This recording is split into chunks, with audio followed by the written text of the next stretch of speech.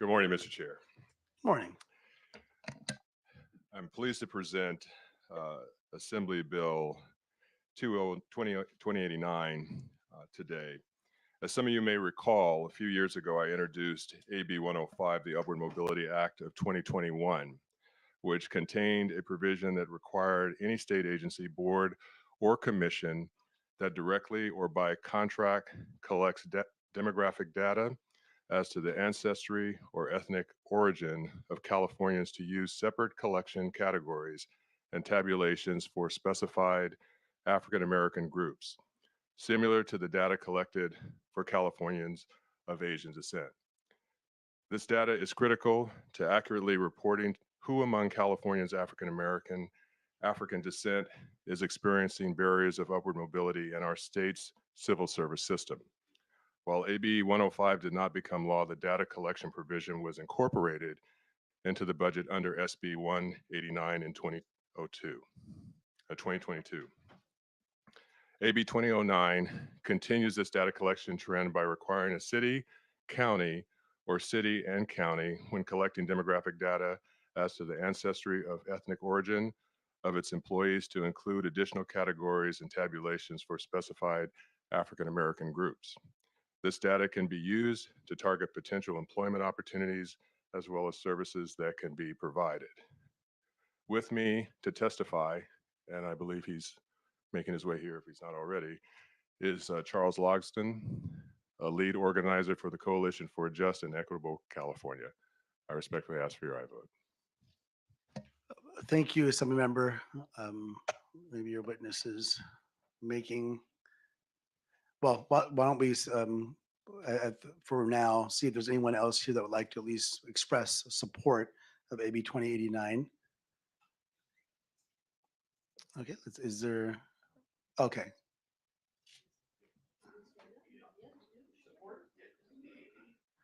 Yeah, just state your name, organization, if any, and your position on AB 2089. Yes, good morning. My name is Darlene Crumity. I'm a member of the Coalition for a Just and Equitable California, CJEC, as well as the American Redress Coalition of California Bay Area, ARC Bay Area. I'm in strong support of AB 2089. Thank you. Thank you. Good morning, everyone. My name is Raphael Plunkett. I am a board member with LEAP, the Lineage Equity Advancement Project, and I came to visit you from Diamond Bar. I wanted to express our full support for AB 2089. Thank you. Good morning.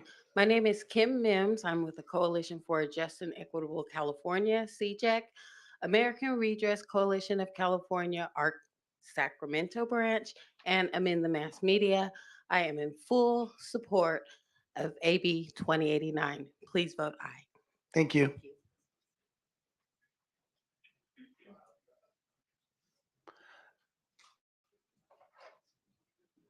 Is there anyone here in opposition to AB 2089?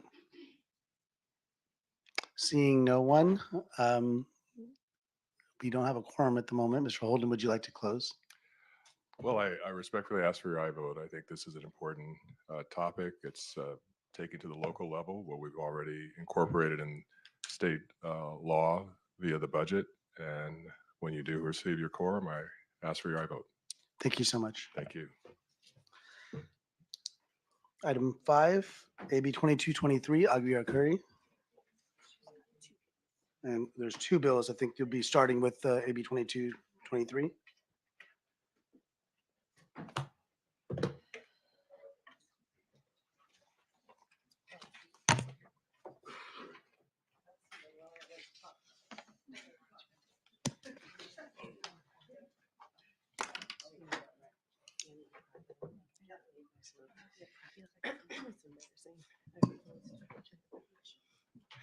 Mr. Chair, is it all right if I provide some props? Yeah, no problem.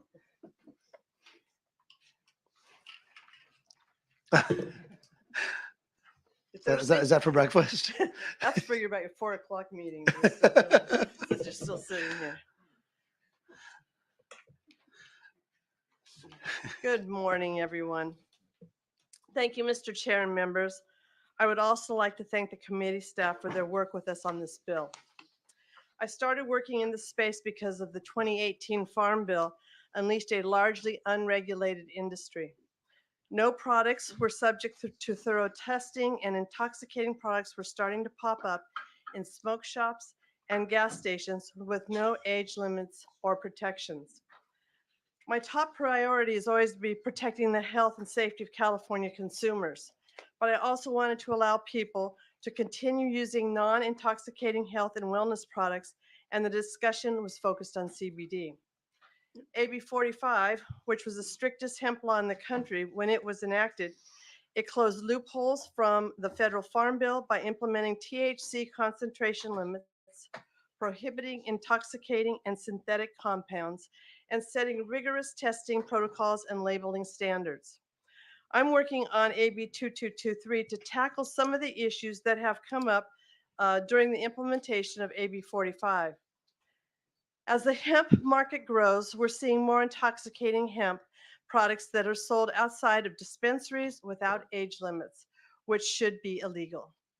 This bill is another huge undertaking that takes on 3 issues: cracking down on illegal hemp products with local enforcement, closing loopholes that allow intoxicating hemp products, and integrating hemp into the cannabis supply chain.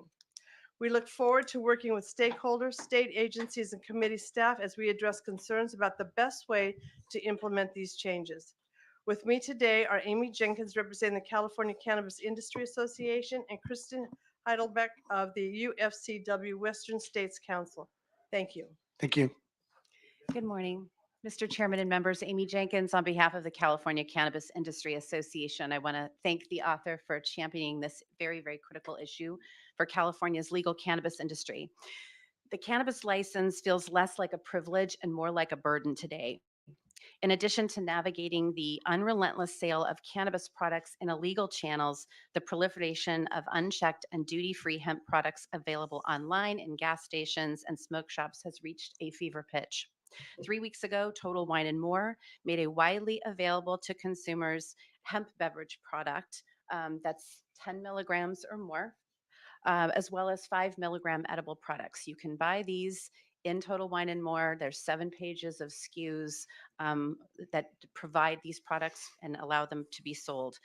As detailed in CCI's letter, every sale of THC beverages and edible products outside dispensaries robs the California Cannabis Tax Fund of roughly $6.08. Worse still, that revenue loss puts the industry at risk of a dramatic tax increase. The Prop 64 framework is broken, and that is why so many continue to seek opportunities outside the regulated channel.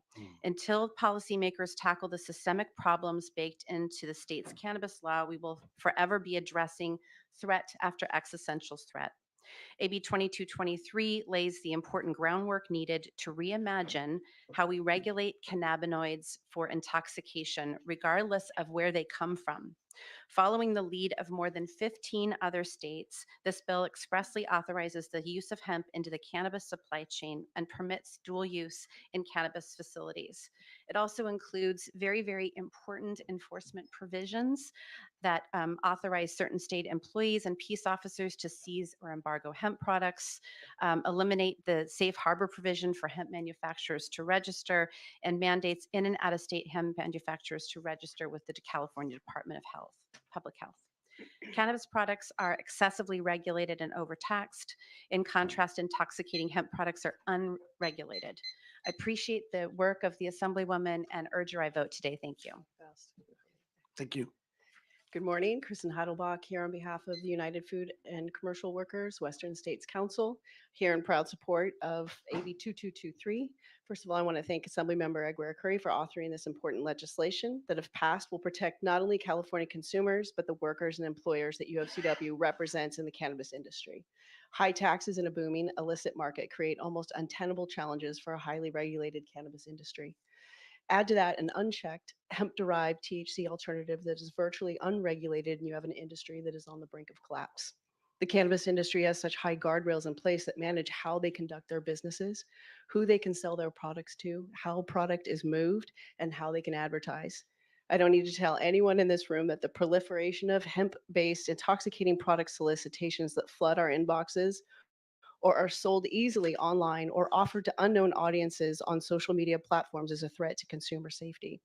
Neither the voters nor the state legislature intended for the hemp market to evolve into a shadow market where intoxicating cannabinoids are cheap, potent, untested, and untaxed. Rather, the hemp market was intended to be a wellness market based on non-intoxicating therapeutic cannabinoids derived naturally for low THC plants. From UFCW's perspective, the most important aspect of this bill is enforcement. This bill will give local public health officials a better chance at fighting bad actors that flood our streets with high THC products, threaten consumer safety, and aid in lowering the taxes that California collects. And with this, we urge your aye vote. If I can just add one more item. Yeah. I hate to admit this in committee, but my 14-year-old daughter brought this into, our kids, right, when we work from home, listen to what we do on a day-to-day basis. And she purchased these as a healthy smoking alternative. It says on the package, 0 nicotine and 0 tobacco. And she brought it in to me and she said, I want you to know I bought this on Amazon. She's 14. And on the side, it says that it contains approximately 50 milligrams of CBD and less than 0.3% of THC. So the problem is that our children are getting their hands on this product. It's not the regulated cannabis industry that's the problem. It's these hemp products. This is from Las Vegas. Thank you. Thank you. Anyone else here in support of AB 2223?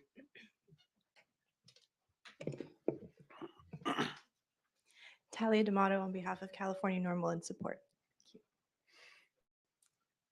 Alicia Priego on behalf of the California Cannabis Manufacturers Association and Kiva Confections in strong support.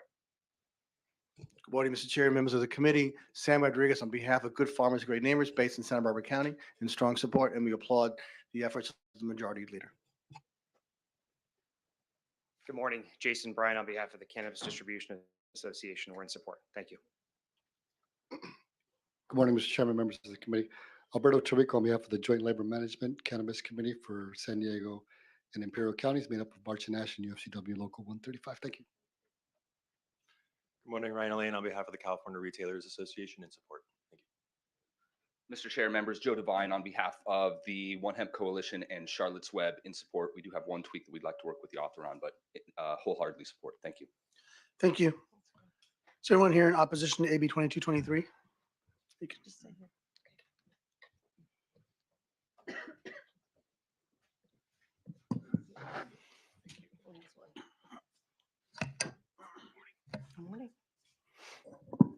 Good morning, Mr. Chair, members. My name is Mark Smith. I'm here today on behalf of Origins Council to oppose AB 2223 unless amended. Origins Council is a statewide advocacy organization representing 800 members across the full cannabis supply chain, most of whom are small, independent licensed cannabis cultivators. Part of this bill is trying to stop intoxicating synthetic cannabinoids within the hemp market, as demonstrated by these products and the previous discussion. We support this. However, the integration language in the bill, as currently written, is opening the door wide open for those same intoxicating synthetic cannabinoids to take over the regulated cannabis market. I think it's important for you to understand that hemp and the marketplace is awash in chemically synthesized THC-like compounds, including things that you've heard about: Delta-8, Delta-10, HHC, 11-hydroxy-THC. That last one is 10 times stronger than the THC that is derived from a cannabis plant. As written, 2223 proposes a prohibition on synthetic conversions that would apply only to Delta-9 THC, not to these dozens of other intoxicating synthetic compounds. The bill should be amended to prohibit THC or a comparable cannabinoid that has been synthetically converted from a hemp-derived cannabinoid. This is our top priority. However, there are other significant issues regarding integration that must be addressed. These include assuring quality control on integrated hemp products by requiring that integration take place through licensed cannabis distribution, capping THC well below 1 milligram for hemp products sold in either the hemp or cannabis market, and implementing integration regulations through a normal rather than an emergency rulemaking process. Thank you. Thank you. So anyone else here in opposition to AB 2223?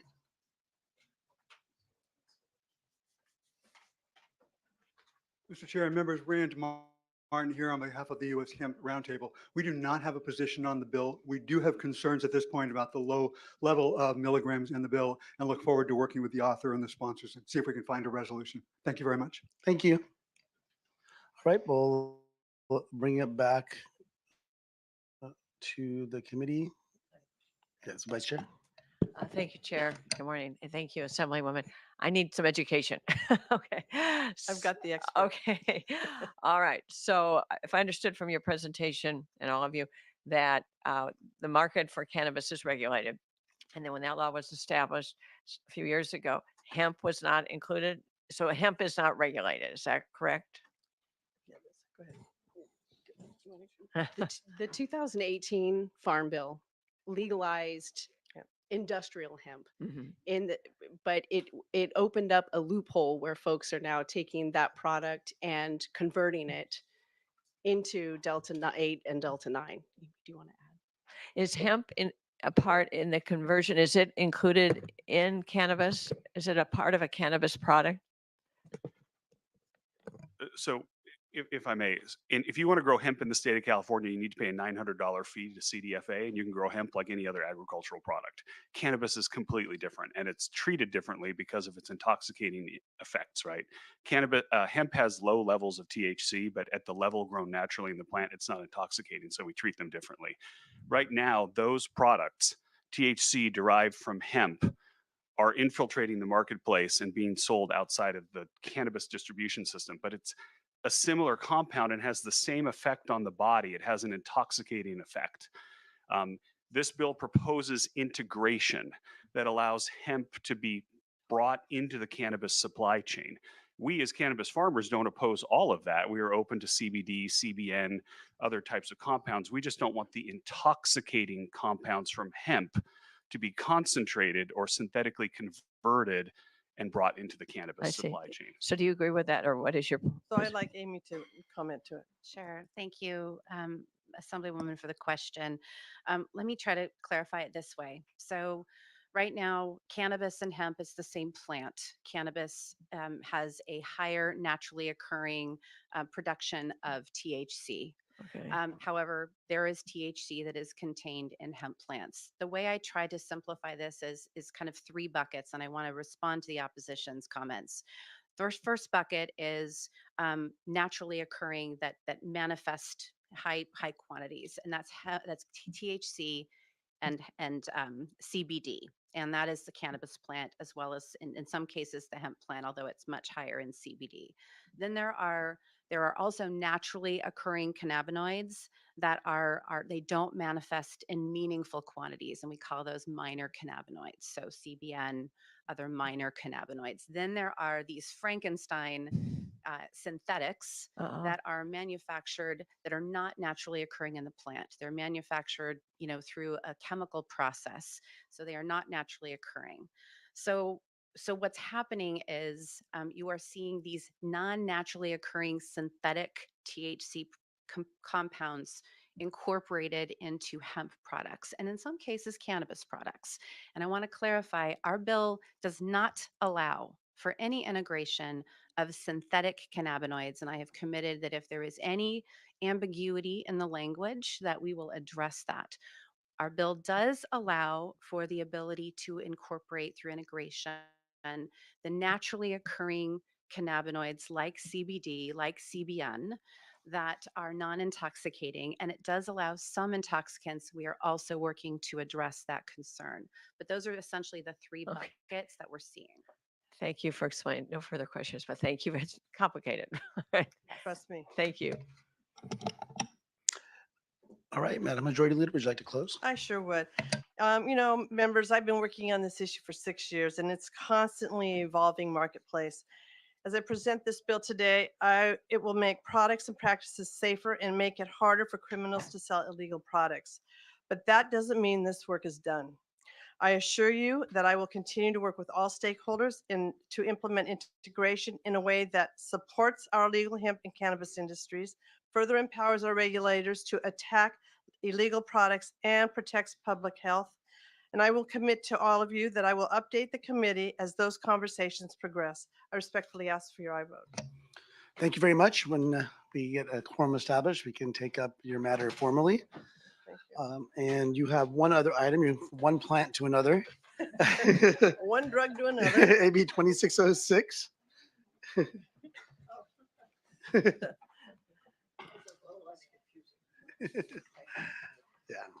Thank you for allowing me to take this up right away. Appreciate it. Thank you, Mr. Chair and members. Today, California's agricultural industry is experiencing market instability. The increasing impacts of climate change and persistent droughts have reduced water availability throughout California, placing significantly more pressure on the state's agricultural sector and agricultural dependent regions.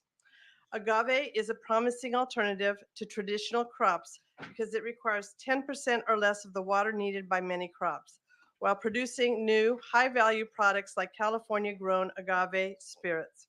This bill will help our farmers to be more competitive in domestic and international markets by creating the first agave commission in the state of California. This commission will be made up of growers, producers, members of the public, and will be responsible for the supporting of sustainable production, processing, marketing of California agave spirits. With me today, I have Craig Reynolds. He didn't bring any agave. I apologize for that. But let me go put this away. Get that away from me. Members, please join me in supporting our bill. Thank you. And Mr. Chair, grateful to your committee staff for a thorough analysis and to our majority leader for carrying our bill. I'm the president of the California Agave Council, sponsors of the legislation. And we're a coalition of California agave growers, distillers, retailers, and others who've come together to support this emerging crop in California. Establishing the commission is a critical step for our new industry that's rapidly growing. And as the majority leader said, the water limitations confronting agriculture today are severe, and this is a real promising crop, and we're growing rapidly. I'll just end with a few quick numbers, fun facts. 2 years ago, we started our council with just 15 members. Today, we have over 80. We're in 32 counties throughout the state, from San Diego, Imperial, all the way up to Tehama and Lake. 175, that's how many attendees came to our recent agave symposium sponsored by UC Davis and their Agave Research Center. 3 inches per acre, that's the typical annual requirement to grow agave in California, compared to 48 inches for almonds, pistachios, and other major crops. And that's why many of our growers in the San Joaquin and impacted water districts are moving into agave in significant ways. And finally, 0, that's the amount of water required to keep agave alive during a severe drought. So thanks again to our majority leader and to you for your support. Thank you very much. Anyone else here in support of AB 2606? Anyone here in opposition to AB 2606? All right. Any questions or comments? Would you like to close? Respectfully ask for your aye vote. Thank you very much. We'll take that up when we get an opportunity. Thank you very much. Thank you. Thank you, committee. And Senator Wynn's been very kind to allow Senator Wood to go next. Thank. I think they're horse trading back here. I appreciate, so I know Senator Wood was here bright and early, so I appreciate your patience. Being prompt. Thank you very much. Item 21, AB 3218. Good morning, Mr. Chair and members. I would first like to thank the committee and staff for their efforts on this measure. State law prohibits tobacco products in California, flavored tobacco products in California, but unfortunately they remain readily available throughout the state. The high rate of flavored tobacco use among youth is especially concerning. A 2023 study by the CDC indicates that among middle and high school students who use tobacco, nearly 90% use flavored products. AB 3218 creates a pathway to ensure flavored tobacco products are no longer available on the shelves of retailers and in our community by creating an affirmative listing of unflavored tobacco products legal in California. This approach will help retailers determine at a glance whether a product delivered to their stores is legal or not. Additionally, the bill authorizes the Attorney General to penalize distributors that sell illegal tobacco products and manufacturers that falsely certify that their products are unflavored. And finally, the bill authorizes law enforcement to seize illegal tobacco products from distributors. These comprehensive enforcement steps will help implement the flavored tobacco ban that way it was intended. Here to testify in support is Deputy Attorney General Tiffany Matthews. Deputy Attorney General Byron Miller is available to answer any technical questions. Thank Mr. you. Chair. Hi. Good morning, Chair and members. Tiffany Matthews, Deputy Attorney General and Legislative Advocate at the California Department of Justice. I'm here today on behalf of Attorney General Rob Bonta, who is a proud sponsor of AB 3218, along with co-sponsors Campaign for Tobacco-Free Kids, the American Lung Association, the American Cancer Society, and the American Heart Association. Attorney General Bonta would like to thank the author, Assemblymember Jim Wood, and the principal co-author, Assembly Speaker Robert Rivas, for carrying this important piece of legislation that will ensure the successful implementation of the flavored tobacco ban. When the ban went into effect, our office received a number of inquiries asking for guidance and assistance with the rollout of the law. Our office drafted AB 3218 in response to these inquiries and as a next step in accomplishing the ban's policy goals of getting these flavored tobacco products out of the hands of our youth. AB 3218 will do 5 main things. It'll establish a publicly available list of all tobacco products that are permissibly unflavored and allowed to be sold in California. It will render illegal flavored tobacco products ineligible for tax stamps so that such products can be quickly removed from commerce and never reach our kids. It will hold the distribution chain accountable at a higher level. It will clarify the definition of characterizing flavor to specifically prohibit products that impart menthol-like cooling sensations. And the last main component is that we would authorize the Attorney General to omit from the list unflavored tobacco products that lack the requiring FDA authorization. AB 3218 will hold sellers of legal products accountable, and it will reduce access to flavored tobacco products, particularly among youth who tend to gravitate towards these products, and help prevent them from entering a lifetime of addiction. Thank you for your time today, and we respectfully ask an aye vote. Thank you very much. Is there anyone else here in support of AB 3218?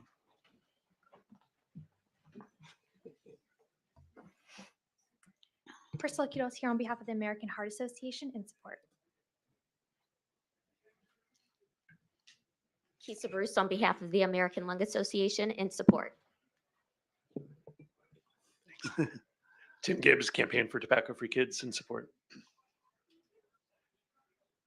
Kelly Brooks on behalf of the County Health Executives Association of California and the Santa Clara County Board of Supervisors here in support. Thank you. Is there anyone here in opposition to AB 3218?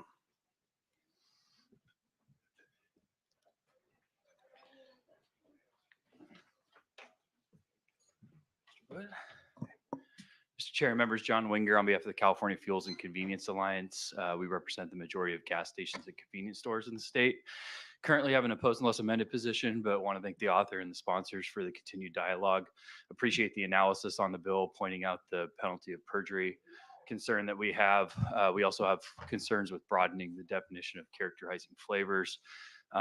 We just want to make sure that it doesn't bolster the illicit market, which is continuing to be a problem for us. We do support the directory in concept. Some statewide guidance would be very helpful for us. We've seen a patchwork of enforcement at the local level, and so we'd love to see that get cleaned up. And so look forward to additional conversations on that. But right now, we do have an opposed unless amended. Thank you. Anyone else here in opposition to AB 3218? All right, we'll bring it back to committee. Any questions? Yes, Madam Vice Chair. Thank you, Chair. Quick question. So does this come down to an enforcement issue? It seems to me as a layperson that may be very complicated out there in the marketplace between flavored tobacco and unflavored tobacco. So the objective is to make sure we protect the unflavored tobacco and provide the information so it's it's known to the marketplace what is legal and not legal. Am I understanding that correctly? This is about clarification. It's, unfortunately, I agree. I think retailers have a hard time knowing what's legal, what's not legal. So this is probably creating a definitive list of what is a legal unflavored product you can sell in your store.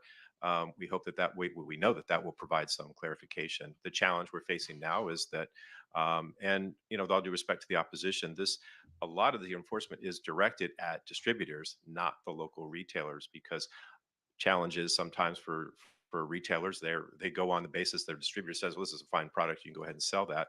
They've got a million other things going on. They do that, and then they find themselves out of compliance. And so this is about clarification and making sure that that we are actually having a law that actually reflects what was intended here back when SB 793 passed. Well, I commend you for this. I just, so it really goes to the distribution part of the market, and so they can access this list from the FDA. And Actually, no, it will be a list here generated in California just California. By which agency? by the Attorney General's office. Okay, all right. And that way it will stop all the illegal flavored tobacco. That's our hope, to protect kids. Okay, thank you very much. Appreciate it. Thank you. I also want to express my gratitude to the author and to the Attorney General. And I think even as we heard from opposition, the clarity is really important. I think I have family that owns a convenience store, and there's a lot of different rules, and the distributors are just trying to get their products on the shelves, and sometimes unbeknownst to them, unbeknownst to themselves and their knowledge, they get in trouble, and they want to follow the rules. Obviously, there's going to be some bad actors, but at the end of the day, most these business owners are going to try to follow the rules if they know what they are.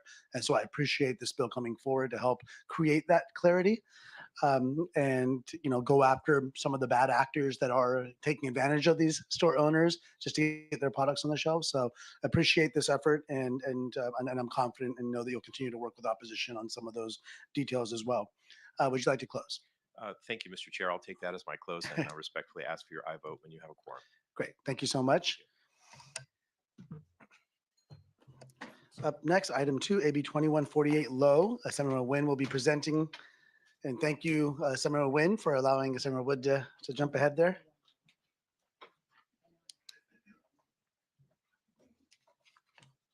Absolutely. Good morning, Mr. Chair and members. I'm here today to present AB 2148 on behalf of Assemblymember Evan Lowe. AB 2148 protects California consumers by requiring entities formed by licensed professional fiduciaries acting in a fiduciary capacity to register with and be subject to regulation and enforcement by the Professional Fiduciaries Bureau. Here with me today is Jerry Desmond, representing Professional Fiduciaries Association. Thank you, Chair and members. Jerry Desmond, Professional Fiduciary Association of California, in support of the bill.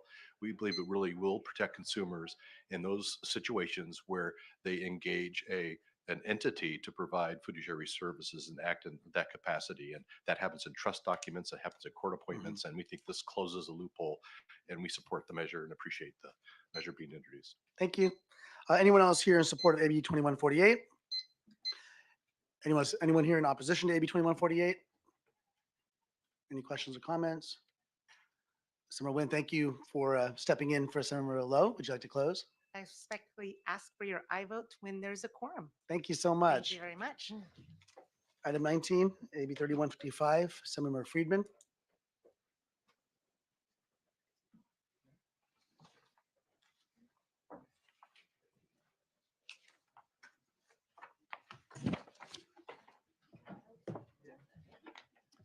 Good morning, Mr. Chair and members. I would like to thank the committee and the committee staff for the excellent and thorough analysis. AB 3155 protects vulnerable communities located near oil and gas wells by holding oil companies accountable for the health ramifications of neighborhood drilling, while incentivizing oil companies to use the best available technology to reduce pollution and protect their neighboring communities. Of the approximately 5.5 million Californians who live within a mile of one or more oil and gas wells, 1/3 live in areas that are the most burdened by environmental pollution. This proximity brings disastrous health implications, including increased risk of asthma and other respiratory illnesses, preterm births and high-risk pregnancies, and cancer. In 2015, the California Council on Science and Technology reviewed existing scientific studies and determined that from a public health perspective, the most significant exposure to toxic air contaminants occur within 1/2 mile of a well. They recommended that the state of California develop science-backed setback requirements for wells to limit these exposures. The legislature followed that guidance with the passage of SB 1137 in 2022. In California, more than 28,367 operational oil and gas wells are located within 3,200 feet of a home, hospital, school, or other sensitive receptors. The number of existing wells and of potentially new wells near these sensitive receptors is a serious public health concern. For this reason, it is imperative that the oil and gas industry implement the best available technology to prevent future harm to California's vulnerable populations. And to be clear, this bill does not get these wells to shut down. It doesn't compel them to stop being operational. It just tries to encourage them to use the best pollution-reducing technology to protect those sensitive receptors. The oil and gas industry should be held accountable for the negative health outcomes caused due to their oil and gas production and health protective zones. AB 3155 creates a liability presumption to hold the oil and gas industry accountable for the harm they've caused to Californians that reside within 3,200 feet of their wellheads and production facilities. Specifically, AB 3155 provides that after January 1st, 2025, an owner, operator, or board member of these wells and facilities be jointly and severably liable for a respiratory ailment diagnosed after January 1st, 2025. So not going back, but going forward, in a senior or child, a preterm birth or high-risk pregnancy suffered by a pregnant person and a person's cancer diagnosis. Now, the important thing is that this presumption applies jointly and severably to an operator, owner, or board member, but only applies, and this is the important part of it, only applies first if the facility or well is located in the same health protection zone where these vulnerable populations reside for more than 24 cumulative months. Two, the respiratory ailments in seniors and children, preterm or high-risk pregnancies and cancers. And three, and this I think is the most important one, only if the oil and gas facility located in such a zone has failed to operationalize the best available control and remediation technology to protect its vulnerable neighbors. Now, some members of the committee who aren't here have expressed a concern about the inclusion of preterm births and high-risk pregnancies. They asked that we just show evidence that they're particularly vulnerable or to remove the language, and we're happy to do that to the committee's satisfaction. That if there's data to prove this, they were fine. If we're just throwing that in, we're fine to remove that. And we'll work with the committee should we leave the committee. Testifying on behalf of our sponsor, Consumer Watchdog, is Jamie Kurt and Nayeli Kobos, founder of People Not Pozos. I respectfully request your aye vote. Thank you. Hi, everyone. My name is Nayeli Kobo. I'm an environmental activist and storyteller. I grew up 30 feet across the street from an active oil and gas well. We couldn't open the windows in our South LA home because of what was in the air. I couldn't play outside for more than a few minutes without feeling sick, and I began organizing to shut down this oil well at the age of 9. By the time I was 11, I was diagnosed with asthma, something I'm always going to have to live with now. Sorry. And by the time I turned 19, I was diagnosed with stage 2 reproductive cancer, and I lost my ability to bear children as a result. My experience, like that of others who live in neighborhoods polluted by oil drilling, is a constant reminder that those in power do not value our health and our well-being. It's a signal that some communities are expendable, that our lives don't matter as much as the fossil industry's profits. It's time for this legislature to go further, a bill that would help hold oil drillers legally responsible for the harms they have caused by drilling so close to where people live. AB 3155 would make oil drillers presumptively liable for the illnesses linked to the operations within the setback zone. Scientific evidence supporting the setback legislation shows that living near oil and gas well has increased risks of asthma, preterm births, and cancer, just like I had. This legislation would essentially shift the burden of proof from communities to polluters. If the oil Oil drillers choose to continue to ignore the scientific evidence that they're sickening surrounding communities. They would assume the risk of significant legal and financial penalties. Protecting us, the community, with laws like AB 3155 is the job we elected lawmakers to do. All Californians have a right to breathe clean air, drink clean water, and live in a healthy environment. But those with the least resources and political power are likely to bear the brunt of pollution and climate change. We can't continue to prioritize corporate profits over the health and well-being of Californians. The fight to put people over pozos persists. Thank you. Thank you. I'm Jamie Court. I'm President Consumer Watchdog. Nayeli Cobo is not the only one. There are 2.7 million people who live within a half mile of a well. And in 2021, in a letter to Governor Newsom, the California Geologic Energy Management Division Scientific Advisory Panel, who studied the public health consequences of living near oil facilities, said very clearly, quote, "Our panel concludes with a high level of certainty that the epidemiological evidence indicates that close regional proximity to oil and gas development is associated with adverse perinatal and respiratory outcomes." Very clear. 5 of the top 12 toxics commonly used in LA oil fields are carcinogens, meaning they cause cancer. And we have scientific evidence showing that proximity to oil production facilities is linked to cancer. And one study found, quote, the proximity to an oil production facility was associated with a statistically significant increased risk of incident cancer diagnosis across all cancer types. So all companies have to do to avoid this liability is use the best pollution control technology that is commercially available. It's a simple thing to do. It's something we ask the firearms industry to do. Gun makers have to use follow the code of conduct, or they are presumptively liable when people die or killed. And this is no different. Drilling in oil fields is no safer. I think it's more dangerous than making guns. So SB 1137 was a law that this legislature passed in order to seize on this evidence we have about the dangers of living in the zones, and it told drillers not to drill. They said, no, we're going to referendum that, and we're going to drill. So if they're going to drill, the very least they can do is make sure they use the best available technology to not hurt or kill people.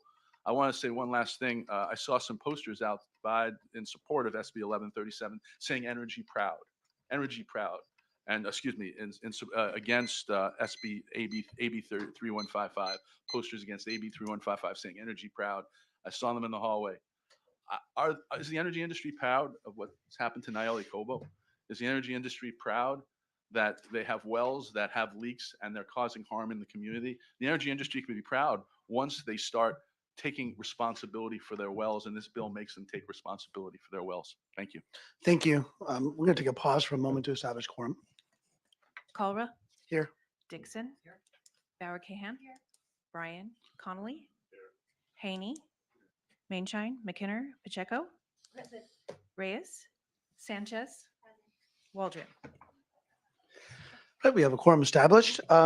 If anyone here in support of AB 3155?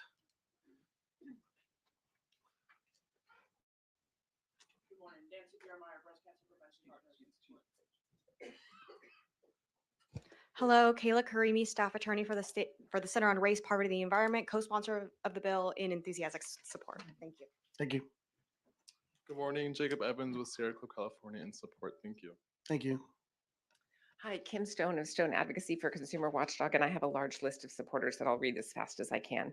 1,000 Grandmothers for Future Generations, 350 Bay Area Action, 350 Conejo, San Fernando Valley, 350 South Bay, Los Angeles, 350 Ventura County Climate Hub, Azul, Breast Cancer Action, Breast Cancer Prevention Partners, California Environmental Voters, California Nurses for Environmental Health and Justice, California Nurses for Environmental Health and Nursing, CalPERG, Center for Biological Diversity, Center for Community Action and Environmental Justice, Central California Environmental Justice Network, Central Valley Air Quality Coalition, Citizens Climate Lobby Santa Cruz, Climate Action California, Climate First, Climate Hawks Vote, Communities for a Better Environment, Consumer Attorneys of California, Elders Climate Action, Northern and Southern California, elected officials to protect America, Code Blue, Environment California, Environmental Defense Center, Environmental Working Group,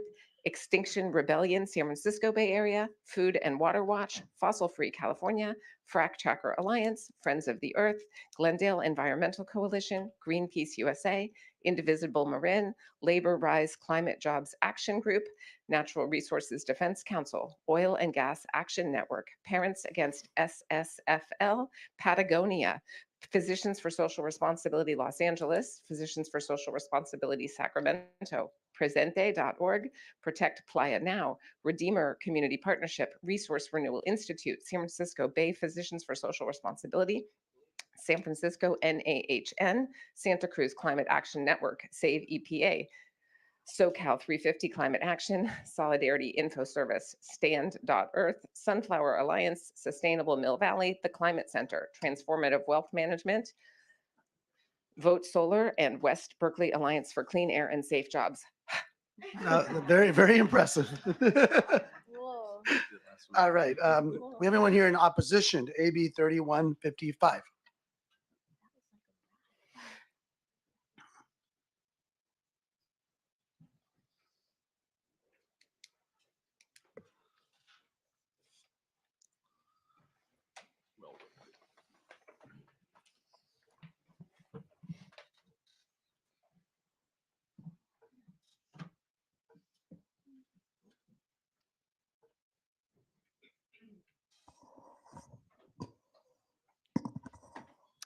Good morning, members of the committee, Mr. Chair.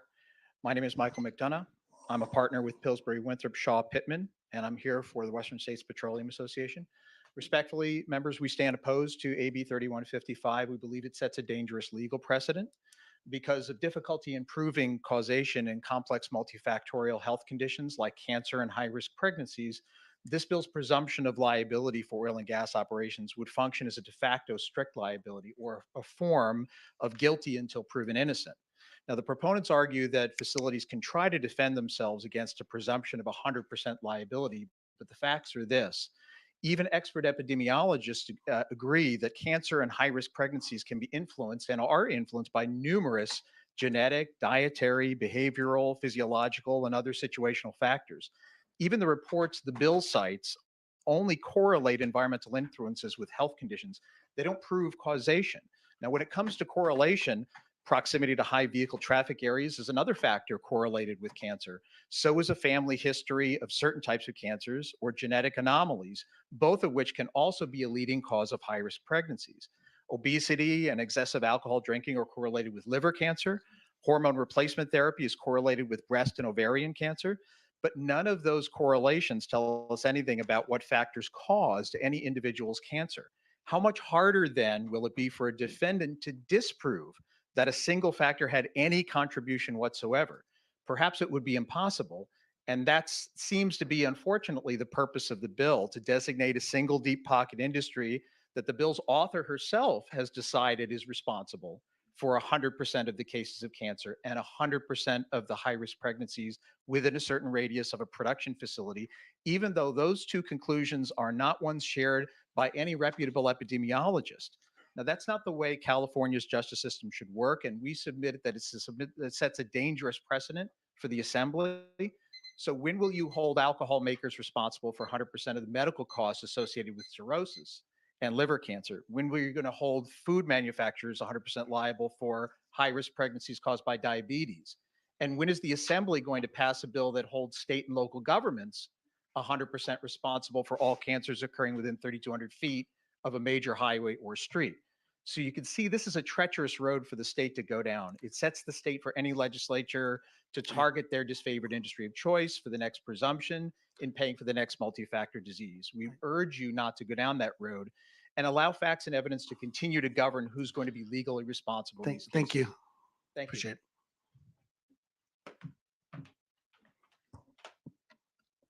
My name is Charles Henderson. It's an honor to be sitting here. Thank you, Mr. Chairman and the committee. At early age, I grew up in South Central Los Angeles. At 16, I was convicted for first-degree murder. I spent 28 years of my life incarcerated, prison. which I reformed myself. I came home. The oil industry was the only industry that allowed me to become a person to be able to provide for my family. I looked for jobs. I couldn't find none because I didn't have no work history. I didn't have no type of skills, anything. But the oil industry took me in. They gave me what they call like OJT, which is on the job training. I was able to start off as a roustabout, move my way up into operator, to where I'm making now a substantial living, to where I own my house. I have a wife, I have kids. We in this bill do everything we can to make sure that it is a safe environment. I take my kids to work with me. I have that much confidence in what we do at these places to make sure that we do everything we can.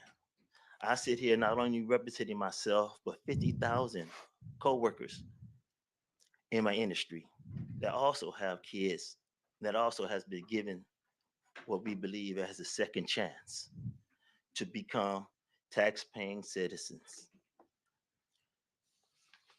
I urge this committee to please vote no on this bill because it will destroy our industry. And not only it would destroy our industry, it would destroy everything that I come out and I built and I has established for myself and my kids. I mean, if we're not doing what we're not supposed to be doing, then I understand that. But we are so strictly regulated where we're at that we are allowed to work around gas oil wells without having to wear respirators, without having to wear our tiebacks and PPE and all the rest of that, because it's no danger there. I've been in the field for 14 years now. I appreciate you, sir, and I commend you for turning your life on in such a productive manner, and thank you for being here. Okay. Is there anyone else here in opposition to AB 3155? Sean Wallentyne from the California Independent Petroleum Association, representing 350 oil and gas producers, service and supply companies, and royalty owners, and 50,000 oil workers just like Charles in strong opposition to the bill. Thank you. Mallory Lumsden, Bakersfield, California, and I strongly oppose 3155. Thank you. Good morning, Mr. Chair and committee. My name is Robert Sacedo. I'm President and CEO of Community Build. I'm in opposition to this bill because I think shifting the burden of proof to a defendant is wrong. It's against our Constitution. Thank you. And every measure we could consider. Thank you. Mel Assegai for the California African American Chamber of Commerce in opposition. Thank you. Hi, Stevon Evans in opposition to the bill. Thank you. Hi, Ted Cordova representing EMB Natural Resources, over 250 oil field workers and thousands of royalty owners in opposition. Thank you. Thank you. Rich Bueller, engineer from Bakersfield, in opposition to the bill. Thank you. Matthew Pills, engineer from Bakersfield, and I oppose AB 3155. Thank you. Robin Woodward, I am energy proud, and I can say that because what I get to do is help manage a portfolio of $4 million to give Thank to you. communities in Monterey, Kern, and Fresno County. Thank you. Hi, Council. Carrie Cimaroli, mother, resident of the Valley, live in Bakersfield, a manager of environmental for Era Energy, and I strongly oppose this bill. Thank you. Good morning. My name is Shalonda Davis Layton. I was born and raised in Bakersfield. I have worked in this industry for over 17 years as a rotating equipment engineer, and I'm proud to work for the energy, and I oppose this bill. Thank you. Good morning. Tanaya Mazay, engineer from Bakersfield, and I oppose. Thank you. Bernardo Rientos, reservoir engineer from Bakersfield, Kern County. I oppose this bill. Thank you. Danielle Ochoa, engineer from Bakersfield. I am in opposition of AB 3155. Thank you. Good morning, Leah Atkins from Bakersfield, and I oppose this bill. Thank you. Good morning, Jose Rocha, construction manager in Bakersfield, California, and I oppose this bill. Thank you. Good morning, Mark Parham, father of four, master of none, 10 years in the industry in Bakersfield, and I oppose this bill. Thank you. Thank you. Good morning. My name is Alejandra Ruiz, and I work for Chevron, and I work with the communities in Kern, Monterey, and Fresno County, and I know they're very appreciative. And I think if you would see the people that actually live in these counties, For everyone that's lined, just your position on the bill. Thank you. We've already heard testimony. Brittany Blankenship, Kern County, I oppose this bill. Thank you. Good morning, my name is Rad Sopchik. I'm a petrophysicist with California Resources Corporation. I oppose this bill. Thank you. Miguel Cruz, I work in the suburban area, LA, and I oppose this bill. I work for EMB Natural Resources. Thank you. Good morning. My name is Alexander Kim, representing the Asian Food Trade Association and the Afghan American Business Alliance. And we represent LA County, Orange County, San Diego, and Inland Empire. We oppose this bill. Thank you. Good morning. Sorry. My name is Jerry Palon. I'm the president of the Coalition of Filipino American Chambers of Commerce. It's a national organization of 42 chambers all over the country, and we oppose the bill. Thank you. Good morning. My name is Noe Flores. I'm representing the Central Valley Yemeni Association, and we are opposed to this bill. Thank you. Good morning, Dr. Ruben Guerra, Chairman of the Latin Business Association, representing over 700,000 Latino-owned businesses for the last 49 years in California. Thank you. And we oppose the bill. Thank you. My name is Ches Gonzalez, and I'm with the Si Se Puede organization out of Fresno, the Central Valley, and we oppose this bill. Thank you. Mike Monaghan from State Building Trades, opposition. Thank you. Dennis Albiani with Plains All-American Pipeline Company in opposition. Thank you. Matthew Capozzoli from Bakersfield in opposition. Thank you. Casey Twist, biologist from Bakersfield. I oppose it. Thank you. Kelly Harrington from Bakersfield. I oppose this bill. Thank you. Dean Talley with the California Manufacturers and Technology Association, respectfully opposed. Thank you. Brady Van England, California Chamber of Commerce in opposition. Thank you. Morning, Dylan Elliott on behalf of the County of Kern in opposition. Thank you. Thank you. Jamie Huff, Civil Justice Association of California, respectfully opposed. Thank you. Good morning, Ed Sanders, Groundswell for Water and Housing Justice, respectfully opposed. Thank you. Cedric Farmer, Los Angeles Metropolitan Churches, opposition. Thank you. Good morning, Clint Olivier from the Central Valley Business Federation in opposition. Thank you. Seth Olson, cogeneration engineer from Bakersfield in opposition. Thank you. Right, we'll bring it back to committee. Any questions or comments? Assemblyman Bauer-Can? Thank you, Mr. Chair, and thank you all for being here. I want to start by saying how sorry I am for your experience and your health issues. I have a daughter, and you deserve so much more than what you've got. And I just want to say that. And Charles, I think it is. I want to commend you for both everything you've done, and I'm sure your kids are incredibly proud of you, and for being up here to participate in this process. It's really important to hear from people who are directly impacted. You know, I'm a hardcore environmentalist, and yet I have actually been critical of policies in the legislature that focus on supply side, because I think of climate change as a global issue. And I think shipping oil in from foreign countries that have dirtier standards than we do here in the United States isn't necessarily beneficial to the globe and to the future.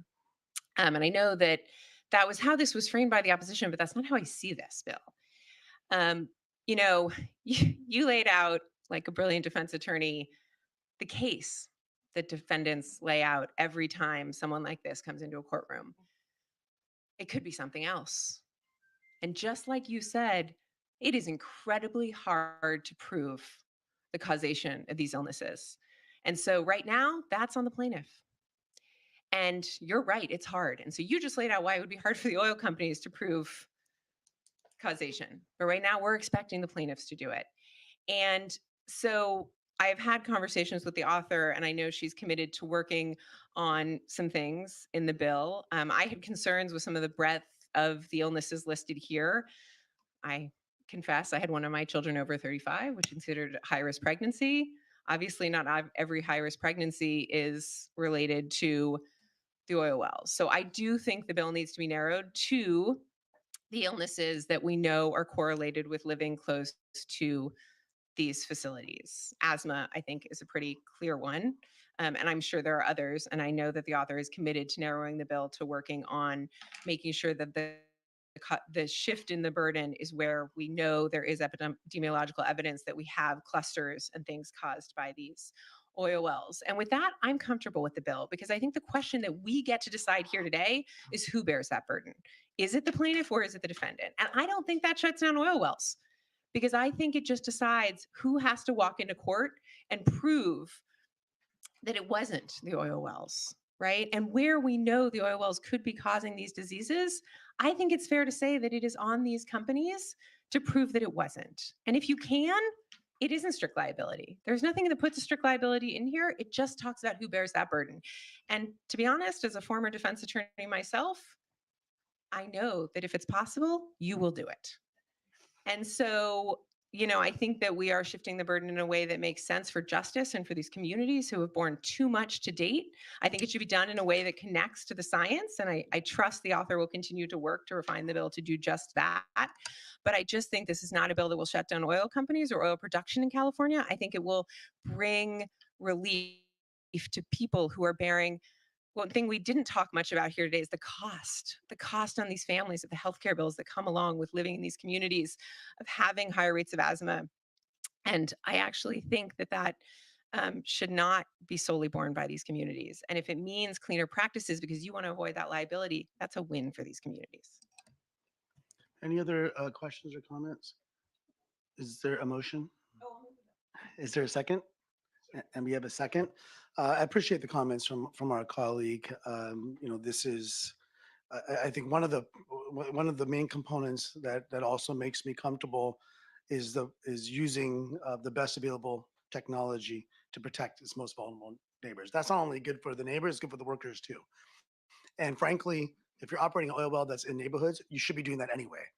And so that's one easy way to remove the liability shifting, is just use the best technology that's commercially available to run the cleanest operation you can.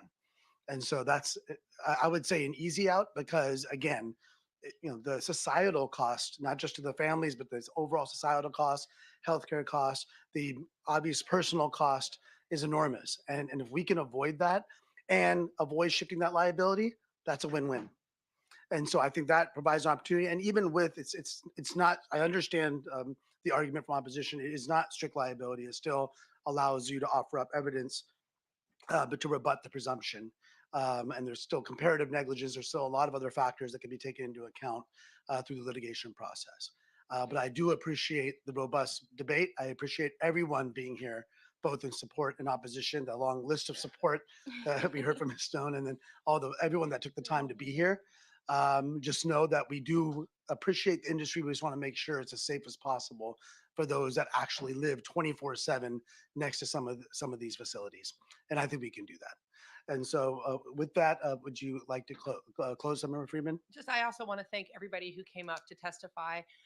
This is not a bill that is aimed at putting the oil industry out of business. It's a bill that's aimed at giving a voice to some of these communities that have been impacted, and mostly in really finding a way to encourage the industry to use the best technology. And it was interesting to me that no one from the opposition mentioned that cost being overwhelming, that's something that was impossible to do, an impossible standard.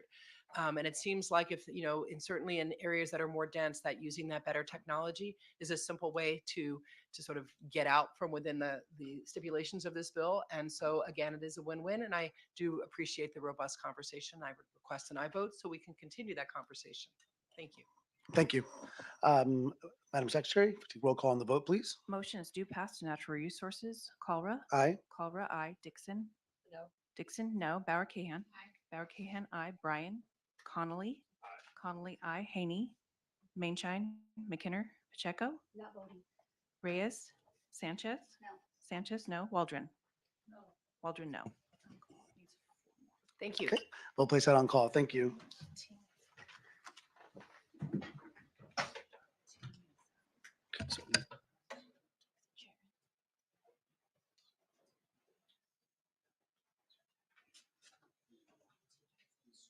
Seeing item 7, AB 2244. Yeah, he was there. He missed us. He wanted to come back after spending time with us last week. Yes, love it here. Thank you, Mr. Chair. AB 2244 would prohibit the use of bisphenol A, BPA, in paper receipts by January 1st, 2025, and all bisphenol chemicals in paper receipts by January 1st, 2026. I'm happy to accept the committee amendments that clarify enforcement provisions on penalties and really appreciate yours and your committee staff's help on that. As we all know, we come into contact with paper receipts every day, a number of times a day. Most of that paper material is made with BPA or bisphenols. And actually the way that that is transferred into our body isn't by breathing into it, which is what I had always assumed. It's actually by touching the receipt. So the second you grab the receipt, you touch it, you are coming in and being transferred a very, very toxic and dangerous a dangerous chemical. The bill is going to be implemented and enforced by DTSC and gives the Attorney General, District Attorney, County Council, or City Attorney the ability to enforce this legislation as well. We believe that taking BPA and bisphenols out of the receipts will really be something that will help protect the public. So with that, I have Nancy Buermeyer to be my primary witness. Thank you. Thank you very much. Good morning, Chair and members. Nancy Buermeyer on behalf of Breast Cancer Prevention Partners. Thank you for the opportunity to testify, and thank you, Assemblymember Tang, for your continued leadership on this bill, which would ban all bisphenols in thermal receipt paper. BCPP is a science-based organization working to prevent breast cancer by reducing our exposure to chemicals linked to the disease. Bisphenol A, or BPA, is, for good reason, one of the better-known hazardous chemicals, and today you will see BPA-free stickers on numerous products. Unfortunately, all too often, BPA has been replaced with an alphabet soup of bisphenol substitutes, BPS, BPF, BPAF, and so on. That is exactly what has happened with thermal paper. A 2023 report found that BPA has largely been replaced by BPS, another case of regrettable substitution. Of the receipts tested, less than 1% contained BPA and nearly 80% contained BPS. While these substitutes are often less well studied, the more we learn, the better we understand that the entire class of bisphenols has implications for our health, including risk of asthma and hyperactivity in children, and cardiovascular disease, fertility problems, obesity, diabetes, and increased risk of breast and other cancers in adults. BPA and BPS are listed on California's Prop 65 as reproductive toxicants, and the state of Washington has designated BPA, BPS, and BPF as chemicals of high concern for children. Bisphenols are absorbed through the skin when handling thermal receipt paper. This exposure is concerning for all consumers. However, the greatest risk is for cashiers, over 70% of which are women. And occupational studies have confirmed that BPA and BPS levels are significantly higher in cashiers.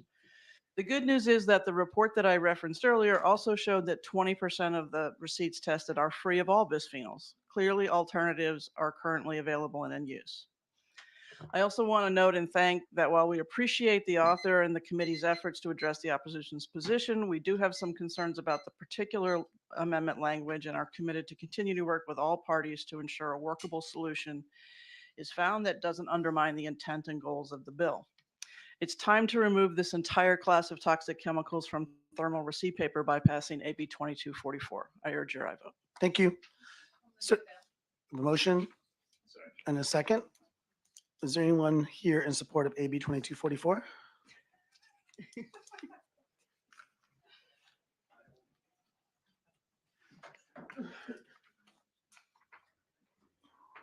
Good morning, Nick Lapis with Californians Against Waste. We have a supporting concept with the same understanding as the lead witness. Thank you. Thank you.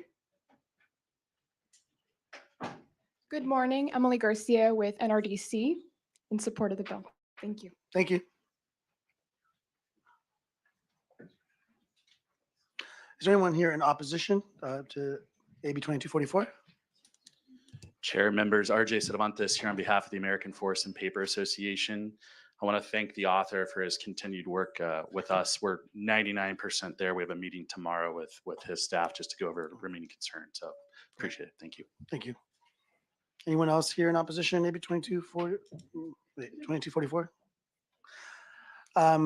bring it back to committee. Any questions or comments? Senator Ting, if you had asked for a prop of a staff member wearing a large receipt with the affirmative consent of that staff member, I would have approved it. That being said, would you like to close? Not this year, but appreciate that. Really appreciate your help with the bill. One final note that I forgot to mention in my opening comment was that because the receipts have BPA or bisphenol, they can't be composted. Makes it very difficult to recycle. And so it just makes it one piece of the waste stream that really cannot be reused. So again, with that, Great. respectfully ask for, I vote for AB 2240. Thank you.